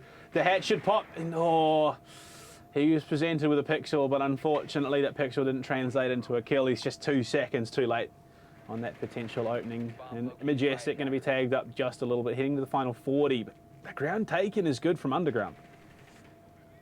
Indeed it is, but no emphasis on that take either, which does promote a whole new position for Jacko to utilize. Frag grenade out, not enough to really take or get rid of KJ as well. Another one drained now, and will be possibly forced to go for a drop down. Scouted out and now blinded. A plethora of issues currently happening. Eraser does get a bit of a trade going, but MML dropping down once again finds such a clean opener, and already UG are all but about to win in a 1v2. Jack got a clutch up, can't do it. MML catches him from the main hallway. 3 rounds in a row here for Underground. I mean, look, I can't say that it's in the name and the fact that they've won 2 basement rounds that's causing this success, but it translates. Translates indeed. Third round now, currently fumbled by 1620 Kings. Chef Jeff continuing up the talks as to what needs to be done, what needs to be changed. And yeah, look, as it stands, 3-0 is a little bit of an alarming sign, especially for K16's defense, as, well, we've been hyping up Chef Jeff and co being kind of the Challenger League representatives. So far, the representatives not really presenting themselves too well. No, unfortunately, but, I mean, look, it's still only 3 rounds in. We still have another 3 rounds remaining in the half, minimum, maximum. 3 rounds and a half. That much is for certain. That's it. That is it. That is the buzzword for LPL Pro. 3 rounds remaining in the half, ladies and gentlemen. But look, it is what it is. 1620 Kings could quite easily tie this up going into the second half. There is no reason to count them out at this stage. I mean, true. It's just been a rough start. It tends to be the case for ANZ teams. They do often take 2 to 3 rounds to get warmed up. Yeah, but can't really forget about the fact as well that we are looking at the fact that they need to take those 3 rounds flawlessly, basically not losing a single one to make it a 3-3, and that's on defense. You would want to get a 4-2, obviously, as an ideal turnout, but 3-3 is a bare minimum, and so far, 1620 Kings have none of that, which is, again, maybe something that is worth to, inquire later down the line, but for now, maybe this round will be the one to actually win it out, because again, the breach is in, but this is Gym Bedroom, so plenty of ground to give up for now. I just noticed Majestic is running the PSG tag, which they're a Japanese team. They just picked up Yoshimoto Academy, so interesting that they've sent one of their own to come and help Underground Gaming pick up the win here and LPL Pro. But they are struggling just a little bit. They are finally clear out the utility that is denying that wall from being open. They will begin it in the first minute, which is, fantastic timing. Yeah, good effort overall, and once again, that double breach coming in does expand the view angle quite drastically, allowing to essentially lock out Lonely's position very thoroughly as well. No presence on the stairs as well would mean a plethora of problems. JPK, where are you looking, mate? At the cams right now, unfortunately, or drones rather. And Jeff going to chuck a little pre-placed nitro up above himself. Zuve going to be the one to walk on through that jacuzzi breach to kick things off. But Jeff, he's on the stairs.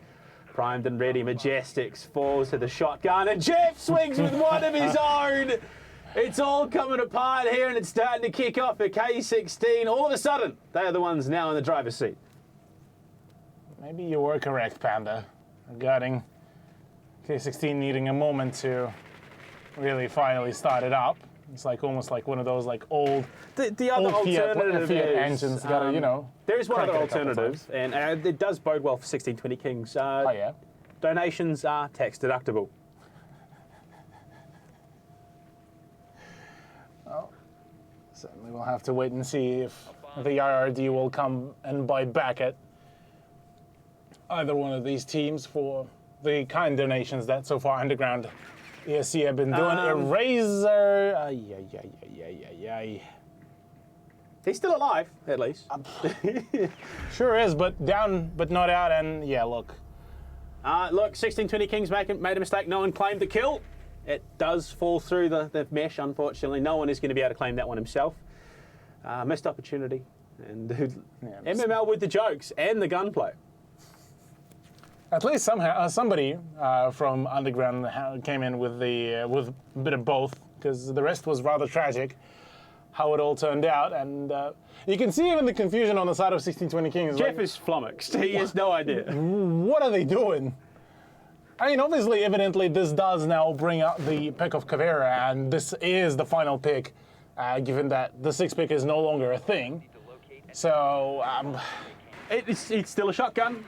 Jeff True. can still do damage. He can still do damage, he can still do the work, and as well as that, the silent step does allow for much more sneakier play, plus the headshots also do make things a whole lot nicer still with the Louison pistol. They can still down anyone it touches. But on the side of UG, it's a little bit of a weird timeline, because yes, whilst they still managed to acquire the 3 points, that last round is just, I don't know. Dear. Tragic, yeah, is the only way to really describe this. It's one of my favorite things, seeing a Caveira in play. It's just like, where are they going to hide now? Literally as far away in the opposite side of the map as possible. Jacko, though, takes the opposite approach, wants to get a bit aggressive. Not going to be the case, unfortunately, as he goes to that spawn from stock. Not really any resistance, as we've seen. You know, Underground Gaming, they tend to group together on the spawn, coming through con. Look, there's a lot that could be coming. There's a lot that could be coming indeed, and look, Lonely looking to also do a bit of a jump out himself. Oh boy. Pre-fire could be coming in very dangerous right now, dancing around that window. And, well, decides to opt out of it for now. Eraser very patiently looking and waiting for that opener, knows that the window has been hit. There's the opener, and right into the welcoming hands. Good night, Lonely. Fortunately, the power of the info game drones in key positions like that make those attempts rather difficult. And, well, a Nitro cell off the board. Key gun, unfortunately, Lonely not having the greatest of games in terms of the fragging department, but it's about the utility at the end of the day. Now, Jeff, though. Jeff, buddy. That's bold on the jump out. Not going to go for it just yet. Heads down through lounge. It's KJ next to find some aggression, looking for it. But I just don't know what could happen here, especially with KJ falling. Yeah. KJ, unfortunately, well, for him, he couldn't really find a lot of closure for himself. Chef Jeff, though, looking to find some sort of a chaos element to introduce now into this whole absolute frag fiesta, as it seems, at least on the side of Underground Esports. MML, though, about to walk directly into the sightline of Caveira, expected, and, well, yeah, it all kind of fell apart. 5v1 is now upon us. I don't even know how that happened. Jeff didn't even get a single shot off, unfortunately, and it's looking to be a flawless round win for Underground Gaming here in the 5th. This is just far from what we expected. That unknown entity status paying out for them. The plant down, 5 alive, and Jacko has to find each of them. The drop down into garage. They have an idea of his positioning. Unfortunate timing on the swing. He's going to be found. He's going to be taken. A flawless for UG. Understandably so, this does call for attack pause from Chef Jeff, as this has been a rather frustrating turnout for K16. Despite their best efforts, a 4-1 scoreline possibly could lead us into a 5-1. That is if K16 won't be able to find any sort of solution by the end of the tactical timeout. So in saying that, Panda, do you reckon Underground will be able to finally find that very conclusive win, despite already, well, Odium finding their own conclusion rather rapidly? Do you think Underground will have the second fastest conclusion at the end of the whole play day one? I mean, it's looking that way. And if you're a smart person, you would lean that way, definitely. But stranger things happen in the world of Rainbow Six Siege here in the Oceanic region. There is entirely a possibility that things just swing wildly back in the favour of 1620 Kings when they head out the attack. Heck, we might even see a 5-1 half traded both ways. Certainly. Well, with attack pause about to run out, well, have to wait and see what is going to be the actual choice of the operators lineup, because, well, Mute, Ella, Mozzie, Wamai, and Maestro does pose for a very interesting lineup, albeit quick, fast change over to the Pulse as well. On the side of Underground, they're just vibing. They're enjoying their time here in LPL Pro, and, well, understandably so. I mean, 4-1 scoreline does impose quite a fair bit of confidence in their ranks. Now, the obvious issue would be avoiding getting overconfident, of course. The last thing you want is to get a big head in the situation and let the opponents run away with it. I mean, we've seen that a few times now in the last couple of weeks of high-level competitive siege in ANZ. Just because you have a lead doesn't mean that you're guaranteed the win. Indeed. Now, about to see some 10 seconds to go. possible continuation to the aggression that UG been bringing out. Literally the same lineup being introduced, including Majestic to swap over from Thermat to an Ace. On the side of K16, though, I'm curious what will the Maestro really do here, given that I believe it is the older Maestro. Jammer on the hatch, by the way. Jammer on the hatch. You know, gotta at this point start reverting to some of the more rather sillier options, which nothing wrong with those. Usually it's the simple solutions that are working the best. Okay, Jay. Oh, well, at least he didn't fire, so kept his position rather concealed. The drone hasn't spotted him yet, so having the ability to have that drop onto the buck, that is if KJ elects to move, could be big, but otherwise a drop to maybe MML could be rather scrumptious as well. Razor, though, in that missed opportunity, is going to find Jacko. That's the pulse off the board, and that is far from the ideal situation. They do take out MML, but Nomad for a pulse, that is not the favourable trade. Not yet, but in the context of that, the fact that MML was the one to find a lot of openings once he actually gets onto the side, the context does make things a little bit more sizable in the impact fragging department. Now, yes, you are correct in regards to the utility. This trade is definitely not very worth for the defense, but you'll take the frags regardless. Finally, KJ's position has been revealed, and he should have dipped out probably way, way earlier than before, and maybe time to move, buddy. Maybe time to try to at least find some sort of solution. Slash bangs out, and in comes the push, very much expected. Look, not too sure what's been happening with K16, because getting locked into one position, I mean, that's great and all, and the fact that KG did manage to find the frag onto MML is all great, but miscalculations galore is probably the only way to really describe this. Yeah, miscalculations, missed opportunities. They had 3 Nitro cells starting off the round. They have 1 now remaining, and one of the key, I suppose, conduits of those Nitro cell potentials now removed as well, being Jacko on the pulse. I mean, it's just looking scarily like the possibility that 5-1 half will come to fruition. JPK, bottom main stairs, has frag grenades available to him as well, should you want to get aggressive. Not to mention those, the frag grenades in pocket. Unfortunately, JPK is not going to get the best of an M590. Yeah. Got acquainted very rapidly with the M590 and the abilities of Chef Jeff. And JPK, all that he was so stunned that all he could really waffle out is range. Well, range doesn't really get you much if you're playing against an M590, albeit I say that Zuve does manage to edge out another frag. It's a pump shotgun, though, that gets the conclusive solution. And, yep, Chef Jeff, the priest of the church, the pope of the church, does cleanse the heretics from the map. The Bishop of Boomstick holding on to the church quite convincingly. KJ's having a bit of dinner. Maybe that explains it. Maybe, you know, they wanted to give KJ some time to eat before they actually start trying. Yeah. Start thinking. Oh, dear. Far from the ideal half.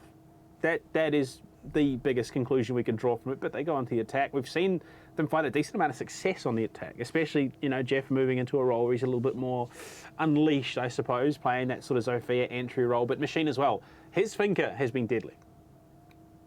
Finka definitely has been a very big swinging point and a very big selling point as well for K16, which certainly Machine has. I'm surprised, actually, as a matter of fact, that we haven't seen a target ban against Machine, because that would cripple K16 quite thoroughly, because out of all the teams, I mean, we've seen the Finka ban, I believe, in the first match, correct? And so that kind of changed things around. Oh boy, sound bug coming on Classic. board. Look, Finka here will be rather devastating. Not just a sound bug, but a game crash on top of it all as well. Machine unfortunately disconnecting, so it looks like we will be having that re-host coming through. K16 are going to leave. What do you reckon? Favourable, not favourable at the start of the half? For K16, given their position. I'll keep my kind of not decision, but I'll keep my judgment up until the conclusion of that first attacking round. Purely for the sheer fact that if K16 can find their strides here on the attack, if Machine can pop off, if Chef Jeff can pop off, then K16's dream might still be very much savable, and there's still a chance. If the very first round gets fumbled and they can't seem to find a whole lot of conclusion, yeah, look, I think we might need to start casting our sight towards the conclusion of the match in favor of UG. So suppose we'll have to wait and see how it's all actually gonna, you know, unravel itself. But you are correct. The Finka pick is basically crucial here for K16. Without her, basically they can't go a whole lot of ways. And it's almost funny to see how a number of teams have been getting so almost accustomed to having that boost of health to remedy for some of their mishaps and misplays on those swings, that they almost keep on doing the same kind of swinging even without the Finka, but then realizing, oh, I don't have the HP. I mean, look, in terms of, you know, the first half, 6 rounds played, 3-3 in the opening gunfights. Unfortunately, doesn't translate into a 3-3 half. But I mean, Machine found himself Razor found himself 2 opening gunfights as well. So it's in terms of the start of these rounds, the kickoffs, it has been even across the board. 3-3. Each team has picked up half of the, you know, first round's opening kills. But it's from there that things quickly spiraled out of control.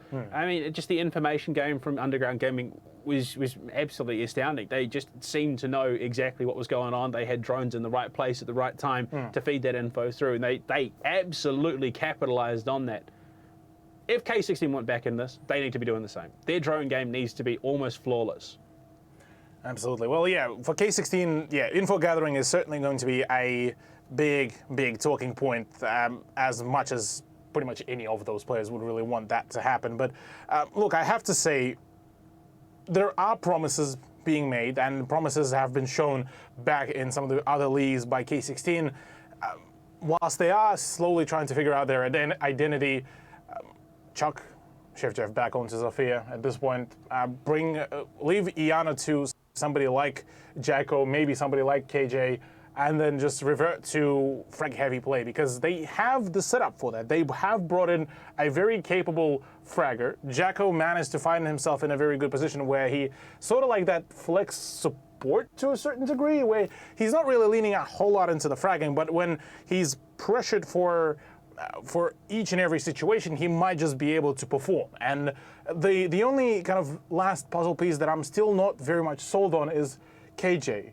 Whilst yes, a man is has some promises and very talented as a streamer, competitive debut has so far been rather inconclusive is probably the best way to really describe this. When we got to see it last year, we had Pac-Man down under playing for the big dogs last year.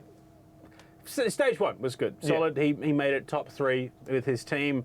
He then sort of stepped back, real life commitments, and it's one of those things. Real life comes into the fray, starts to affect things, and you're playing in a competition now where it's an extra play day for K16. So you got to wonder, balancing real life, balancing streaming, balancing playing and scrimming, and all the rest of it, whether or not that might start to have an impact. But I mean, look, it's not enough to completely discount him in this team. There's still potential. KJ can still step up for the team. Oh, yeah. He still had a number of opportunities where he has found success. Absolutely. But it's the consistency that's the big factor.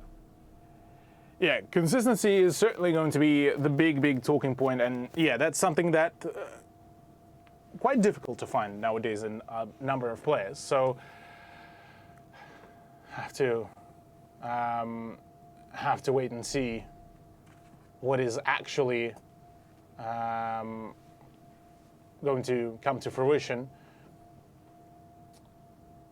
We'll have to see what's actually going to come about. 4-2 though, still a 2-point differential to play it out.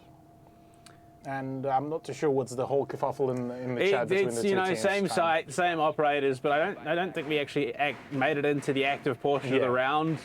Where we've seen the it also argued that there was the disruption, so maybe the operators didn't land the way they needed to in the attack because they were too busy trying to sort everything else out. So, well, it is what it is. We'll see how it goes. They are looking to get themselves in it. And Jeff, he's hovering the Sophia. He's looking to get that LMGE pumping. We'll see how effectively they can make it work. It's like there's a lot of utility that needs to be cleared out. It is looking almost a mirror setup from what we saw from K16 on the defense. Yeah. Well, let's wait and see how it's actually going to come to fruition, because honestly, the way how 1620 Kings, they shown some good setups, theories, their practice and the actual execution been very much lackluster.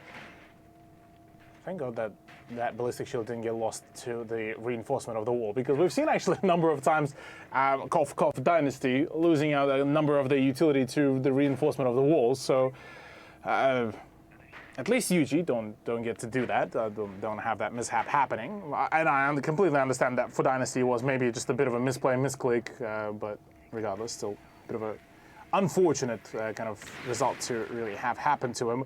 Zuve's position, though, could make things a little bit difficult for a very firm push through, but Chef Jeff, with Machine being on the live drone, could really remedy that problem.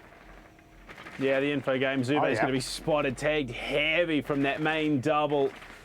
Looking to answer back with his MP5. Does find Jeff. Jacko felled at long range too.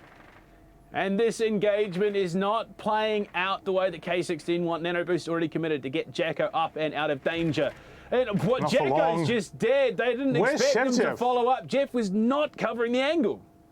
Chef Jeff fallen back without Jacko even realizing that and punished instantaneously, which leaves, 1620 Kings with yet another fumbling point where they lost Twitch very, very early, about to lose possibly Chef Jeff as well, but he finally does manage to get a down only, not yet a frag, which will allow that pickup back again. Razor gets the better of Machine. It is all looking like, well, once again, we possibly staring at a downfall of 1620 Kings, which is quite unfortunate for them. Very fortunate and a very good debut for Underground Gaming and LPL Pro. Most definitely. Zuve as well being picked up, but it's Jeff just lurking up from that basement. There is a player in bar. Spots the angles. He won't have the angle on the player in bar itself, unfortunately. Might just relocate into his line of sight. Spots it, and the head is there. Zuve finally finished off, and JPK too busy worried about the opening at the top of the bar to catch out Jeff. And all of a sudden, Cthulhu heading towards that final position in the round. It's a 3 versus 3, and that execute could come at any moment. Majestic's covering Logi. There's so many different bases that need to be worried about. They don't yet. No, okay, it doesn't look like they were. I completely flummoxed by the lighting in this game. They did get the breach open. I was wrong. But look at that, Eraser holding deep. And this Jeff, he's just going to punch on through the smoke, doesn't even care. Looking straight into the side. Jeff, he does fall to MML. Majestic's covering from Logi, and this is the amount of damage taken by the smokes. KJ caught from behind, it's on Lonely, he can't do it. Underground Gaming take themselves a 5th. Well, 5th point, only 2 rounds away from finally making their own 3-pointer, which is rather looking problematic going into the remainder of the round. And I gotta say, to a certain degree, I'm having an inkling that with Underground, the whole jig is that, well, they're kind of playing for more so just, you know, kind of no bars held kind of deal. Going into basement, Underground Gaming find themselves, well, on the precipice. They are incredibly close to closing out this match. 2 rounds needed. The 1620 Kings lagging behind is probably the best way I could describe it. Certainly does look like it. Yeah, look, with the ways how things are being set up. Yeah, Underground certainly looking to take full, firm control of the way how the whole pacing is really being played out, because K16 are kind of looking a little bit dire with the sheer amount of times that they have been caught out. But it is rather curious as to what has been actually happening, whether it's just not their day, whether it's just Underground playing just in such an unpredictable manner that it's very difficult to counter them. Who knows, but certainly we can say for a fact is today is yet again not the day for K16. Unfortunate, but I mean, look, it's only week 1 in this competition. There's still Absolutely. 6 more to go after this week. So just because they dropped the first doesn't mean they're locked out entirely. They still have that opportunity to make top 4, make playoffs, and from there push on and win the whole stage as well. But 30 seconds in, hatch is starting to be opened up. Jeff wants to go for the hot drop. Not going to be the case just yet. Pulls off or reads into this almost perfectly, but Eraser, how does he get out of that? Not particularly too sure. He does get tagged up a little bit amidst all of that escape route, but Chef Jeff is already in. Pinsed on though, Majestic. Just so clean on his swings. He's a knower, man. He's just basically a knower. And well, for 1620 Kings, not too particularly sure what can be done apart from just, well, shrug and just start preparing for the next week of games. Machine at least gets one back, so it's JPK down. But I mean, it's just these days they keep brute forcing their way and they're making questionable decisions entering into the building. Eraser loses that to Machine, who is a bit sick and tired of being on the short end of the stick, and that is a big kill to be finding. Lonely swings, finds the head. Not the kill, unfortunately, but at least the information off the back of it. Certainly not the kind of thing that you would have wanted. Hello, Zuve. A little bit lost in the sauce there, not really spotting the Yana clone, but I gotta say, Machine's life was basically saved by that boost by Jacko, because it was just, I believe, enough for that boost to actually just keep him away from the fatal range. And so far, it's almost what feels like a hunt for the Red October to try to find one of the players around the bar area, but he already defaulted back to the site. So in a matter of, well, next less than a minute, a 3v4 should unravel rather rapidly, and with Machine being rather low on HP, things might get escalated very, very quickly. Oh, the bait of the Nitro cell from Jacko is big. The nano boost to come in, 1 remaining. So Machine's health not quite as dire as it was moments ago. This blue hold still in place in the final 30 seconds underway. Lonely will be able to pop open that church wall with the exothermic. So they have their avenue into the site. They have options available to them, but it's Zuve stuck. Oh no! It looks like the wall may have bugged. It could be a spectator. We'll have to wait and see. But KJ walks in, finds Majestic, and that is one of the key players off the board now for Underground. They find Zuve as well. That's one of the other key players. Machine for a 3rd in this round. Lonely on the plant, and K16 are going to look to get the diffuser down. MML should not have an angle onto it. And now it's just a bit of a baiting game. KJ spots him. They know where he is. The plant is secured, and K16 might have just found themselves a 3rd. Nice and methodical push did ensure things went nice and smoothly up until the actual plant, and well, certainly does put Underground Gaming into a little bit more of a problematic position. Well, 1v4 with KJ back into the swing of things with the boost, and does finally get the better of Super Jacko, but with 15 seconds remaining, yeah, not a whole lot of problems remaining as, well, the Thermite just vacate the rest of the head of the thoughts and of the life. Nice, solid conclusion there in the round, but for 16-20 Kings, they need to find a whole lot more to keep themselves back into the contest. The good thing, though, for them, they managed to slow down that whole round bleed right before the match point, so it seems like the Tech Pause may have just done the right things here. Hopefully, yeah, unfortunately, despite that, they overcome the fact that there was a bit of a bug with the breach opening as well. They do manage to take the round, which, I mean, look, there are teams that would have crumbled at that point, but not K16. They hold on, they take the round, and they get themselves back within 2, which is, I mean, it's kind of ideal territory for them at the moment. They're a team that can bounce back, and we're down to the basement again. Some slight changes, of course. We're not going to see those soft hatches come into play. Underground, they're reinforcing everything off. Yeah, Underground wanting to make sure that they're now not missing a whole lot of positions. The ability that was granted to 16-20 Kings to just basically open up the kitchen hatch, one of the most necessary hatches to really have reinforced, have it left soft feels a little bit counterintuitive, but regardless, almost worked with the C4 trap that it was there. That I would imagine they just expected a slightly different angle. Instead, now it's going to be they opt for a much more kind of by the book impact tricking play, which should certainly still work out, but I would assume that 16-20 Kings would still have some sort of an idea to how to counter this sort of play. Yeah, and we already see Dirt Tunnel, the approach. They're going to start things up. Underground Gaming a little bit late to the party.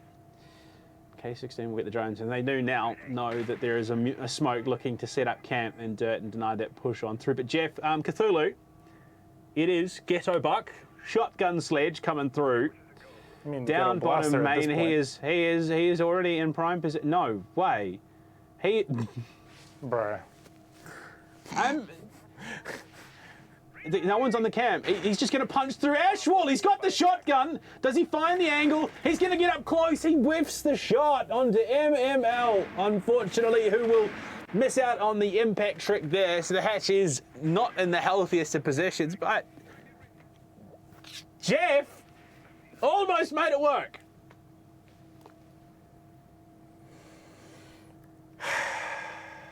Chef Jeff, a gift that keeps on giving, honestly, at this point. But not round wins. Not round wins, no. Round losses, maybe, yeah. But all the love, though, to Chef Jeff. But regardless, that plan almost would have worked out. Maybe if he would have opted into pushing maybe the church rather than the Arsenal room. But regardless of that, it is what it is. Jacko wanting to try to force out that position, but the whole place gets eaten up, and both of the grenades get eaten up by the magnet charges and the ADSs. Meanwhile, off screen, at least some solace has been found by the hands of Machine. JPK out of the equation. So is KJ, though, because, well, the position of the Mozzie has been completely not droned out. 2v2, though, still very much workable.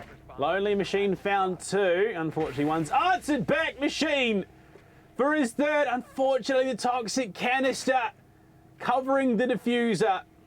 So Machine, it's about the bait game. Player bottom main. If Machine finds the angle onto Zuve, this 1v1 could be absolutely legendary. Zuve, he's there. Frag grenade onto Kitchen. Machine just doesn't have the information. The diffuser will be picked up.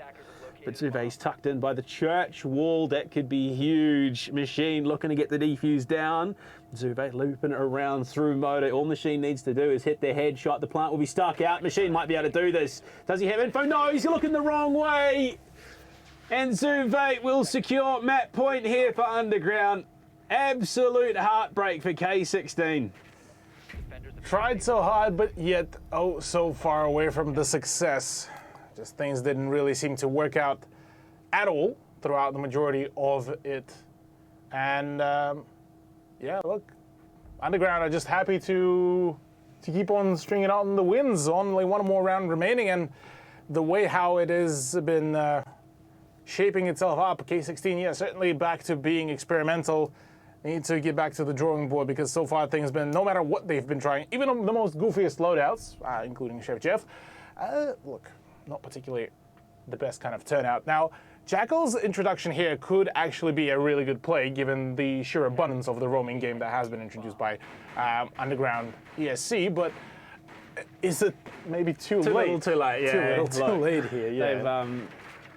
I mean, there was experimentation on what Jacko was playing as well, so it just seems odd that they've left it to this point in the match until map point with 3 remaining to overtime to bring this one out. But it is what it is. We head into the 10th. Underground Gaming are about to pick up the win if they bag this round. It's Gym Bedroom on the cards. Gym Bedroom indeed. Possibly could be the final one to play it out to hold. MML does cop a little bit of a super shorty to the knee to become the actual operator. Wait, I just realized. There's a Russian red dot on a super shorty. Yeah. That's cursed. It's not the most cursed game. You remember Tachanka Actually, now yeah. has access to every single site? Yeah. Yes, that is true. Yeah, it's not even remotely close to the most cursed thing we've seen this year. Wait, now that I realized, there's Cybertruck Holo on the super shorty. Oh, Lord. Yeah, it turns it into a camper van almost.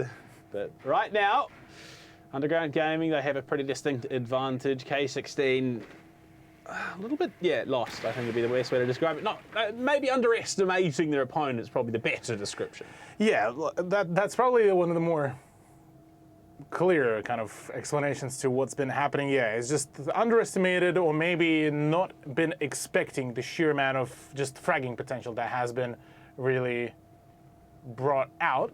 Machine needs Chef Jeff to drain those ADSs if they have any sort of inkling, but instead, and there we go, the flashbangs come about. Lonely, though, clicks on the head of a Razor nice and sharply, which does leave quite a lot of opportunities now open, but MML, look at his position. He could really be the spanner in the works of K16. SMG11 swing, but it's a little too late. He's just going to keep on marching up red stairs, trying to pinch in from behind. You can see just in front of him, it is Chef Jeff. Does he find? No, he's turned off at the worst possible time. He's now presented with too many targets. Does get Jeff, pulls out the gun, and gets the kill on the machine as well in K16. No flank drones, no flank watch, nothing at all. Lonely trying to answer back and avenge his teammates, but it's a shotgun in hand for MML. Looking for more, he's found it. He's got support as well. JPK taken. Jacko! Lonely drops MML, but KJ as well falling to Majestic. It's all over. It's an absolute shambles. Underground Gaming come in and upset in week 1. Absolutely. Very well done by Underground Gaming, and Underground Esports certainly is making it work. Happy with their celebrations, and sure are. GG, well played, and that is by far one of the most conclusive kind of victories, I suppose, that we've had throughout the whole playday. Yeah, I mean, I don't think anyone would have called that coming into the day. K16, second place for Oceanic Challenger League last year. And, well, they a bit of a fall from grace here in 2022. Yeah, look, definitely a whole lot more questions have been asked here, and even less of the answers for those questions remain here for K16. But Underground Gaming, look, certainly starting things off rather well and very confidently. Look, they have proved themselves to be a force to be reckoned with after week 1. There's potentially a bit of concern from some of the other teams in the competition in the weeks to come, whether or not they can continue this upset train and take some more victories away. But K16, they fumbled the bag so many times. Yeah, a lot of the opportunities were presented to K16 throughout the whole clubhouse. Unfortunately, certain things didn't really align. Certain maybe call-outs haven't really happened. Maybe certain amount of, information hasn't been really collected to make those, I suppose, calculated moves and decisions. So, unfortunately, from here on out, well, for K16, it's more so about playing catch-up with the rest of the leaderboard, which is rather unfortunate. I mean, we'll look at some of our previous matchups. Well, for Warriors, probably the most frustrating one, given that they barely didn't even get to play, actually, as a matter of fact. On the side of T7 is probably the most conclusive kind of result. Despite their loss, they still looked very thorough on their turnout. On the side of Oceania versus Antic Esports, Oceania is looking to be like one of those, generally speaking, big contenders for even, well, top 3, if not top 2. I mean, the wild thing is we are min-maxing here in the LPL Pro Stage 1. 4 teams on 3 points, 4 teams on none. Look, I mean, it sets up a bit of a race towards the end of the stage. Absolutely. I mean, my biggest question going into some of the latest stages of this season will be how will Odium end up fitting themselves in? Whether it's going to be similar to what Kraken used to do in Challenger League, where it's just complete and utter domination, or whether we'll be able to find a team that will be able to dethrone Odium from their high podium that they managed to actually achieve back in the Nationals as well. So honestly, I'm just keen to see how volatile can we get this leaderboard. Well, I mean, look, I did say it was a 4-way tie. It's not actually. Round differential. Actually, Odium is in first place without having played a single round because it would be a default 7-0. But it is what it is. We do have an interview, though, from Underground Gaming. The first time we're getting a chat with them. It's Majestic coming in. Look, you come in, you qualify for LPL Pro, you take down last year's Challenger League position, too. I mean, what's it feel like coming up and stepping up to the big guys? Thank you for watching LPL, and yeah. Fair enough. Look, going against the K16, was the expectations that you guys will win, or was it more so just kind of play out, just round to round basis, and then see how it goes? I don't know. Just kind of commit the gaming. Congratulations, you guys picked up a very convincing win. Before you let your head off, though, Majestic, is there anyone you'd like to shout out? Yeah. All right, well, look, we'll let them head off. They've picked up their victory. Cthulhu, man, a few words. They do pick it up. They honestly, it was probably the most convincing win that we did see. Look, it just sets them up for an impressive couple of weeks ahead. Yeah, it sets them up, and it sets quite a number of teams for an interesting beginning to week number 2. As a matter of fact, let us have a look at the leaderboard itself. Given that it has evolved ever since the beginning of our play day, Odium at the top of the leaderboard due to some rather unfortunate circumstances for Vodafone Warriors. Onami, Underground, and Oceania is following through with their own set of points, albeit the round differential does speak for itself. Unfortunately for K16, Antic Warriors, and Team 7, it hasn't been the best kind of turnout, but I gotta say, out of all those bottom 4 teams, I gotta give kudos to T7. They managed to show us a really decent overall performance. Despite their loss, they still, coming out from what technically is Tier 3 leagues, they were able to still put on quite a solid amount of pressure onto Onami before Onami finally found their strides back again. I mean, the pressure is certainly going to be mounting, especially in the coming weeks as well. So let's have a look at our schedule for next week. Of course, week 2, Oceania's take on Team 7. That one's going to be an interesting one, given how Team 7 came into today. Underground Esports versus Onami. In that one, I mean, look, there's a number of interesting matches up. And that one, for sure, is going to be telling. Can Underground keep that momentum rolling? Do we see this crack still showing from Onami? Match 3, though, Antic versus Odium. That one could be a bit of a beatdown. And our final match of the day for next week, 1620 Kings versus the Vodafone Warriors. That one would be my guess to be the closest match of the evening. I would actually argue between that and the Underground versus Onami because, well, Underground, their whole storyline is basically they're about to start taking names from all sorts of variety of leagues. They already claimed a name from OCL. Now they're ready to claim a name from Oceania as well. So certainly quite a few really good opportunities, and I'm curious how will Onami really react to this rather difficult to predict kind of gameplay that we've seen from Underground. Borderline kind of 5 players playing as for solo kind of performances. But on the other hand, yeah, the Warriors versus K16, 2 teams that have known each other. They have played against each other quite already, or at least I would imagine in scrims. And overall, look, some promising starts for both rosters, but again, back to drawing board for K16. Still yet to see what the Warriors can well, once they fix up all their technical issues. Yeah, look, unfortunate result for them. The internet coming in less than clutch. But if you want clutch internet, make sure you use !Orcon in chat. Hit them up. If you sign up for the 18-month programs, you get yourself a $1,000 Razer gaming package. Chair, keyboard, mouse, headset. You don't want to miss out on that opportunity. But Cthulhu, that does bring us to the end of Playday 1. We've already set the stage for what is going to be an interesting season. Going into week 2, we get to find out just who jumps ahead of the pack and who lags behind. So make sure you're back next week, Wednesday night, to kick off Playday 2. We'll see you then. Tango in my sights. Now it's time for New Belt Nitro Signal, and he fell for it. He's looking to give coverage for his teammate, right? Can he lock it down? Yes, he can, but the swing's in. Triple for Apple. Shaq. No time. Pun has to swing in. Jordy's pulled off. He won it.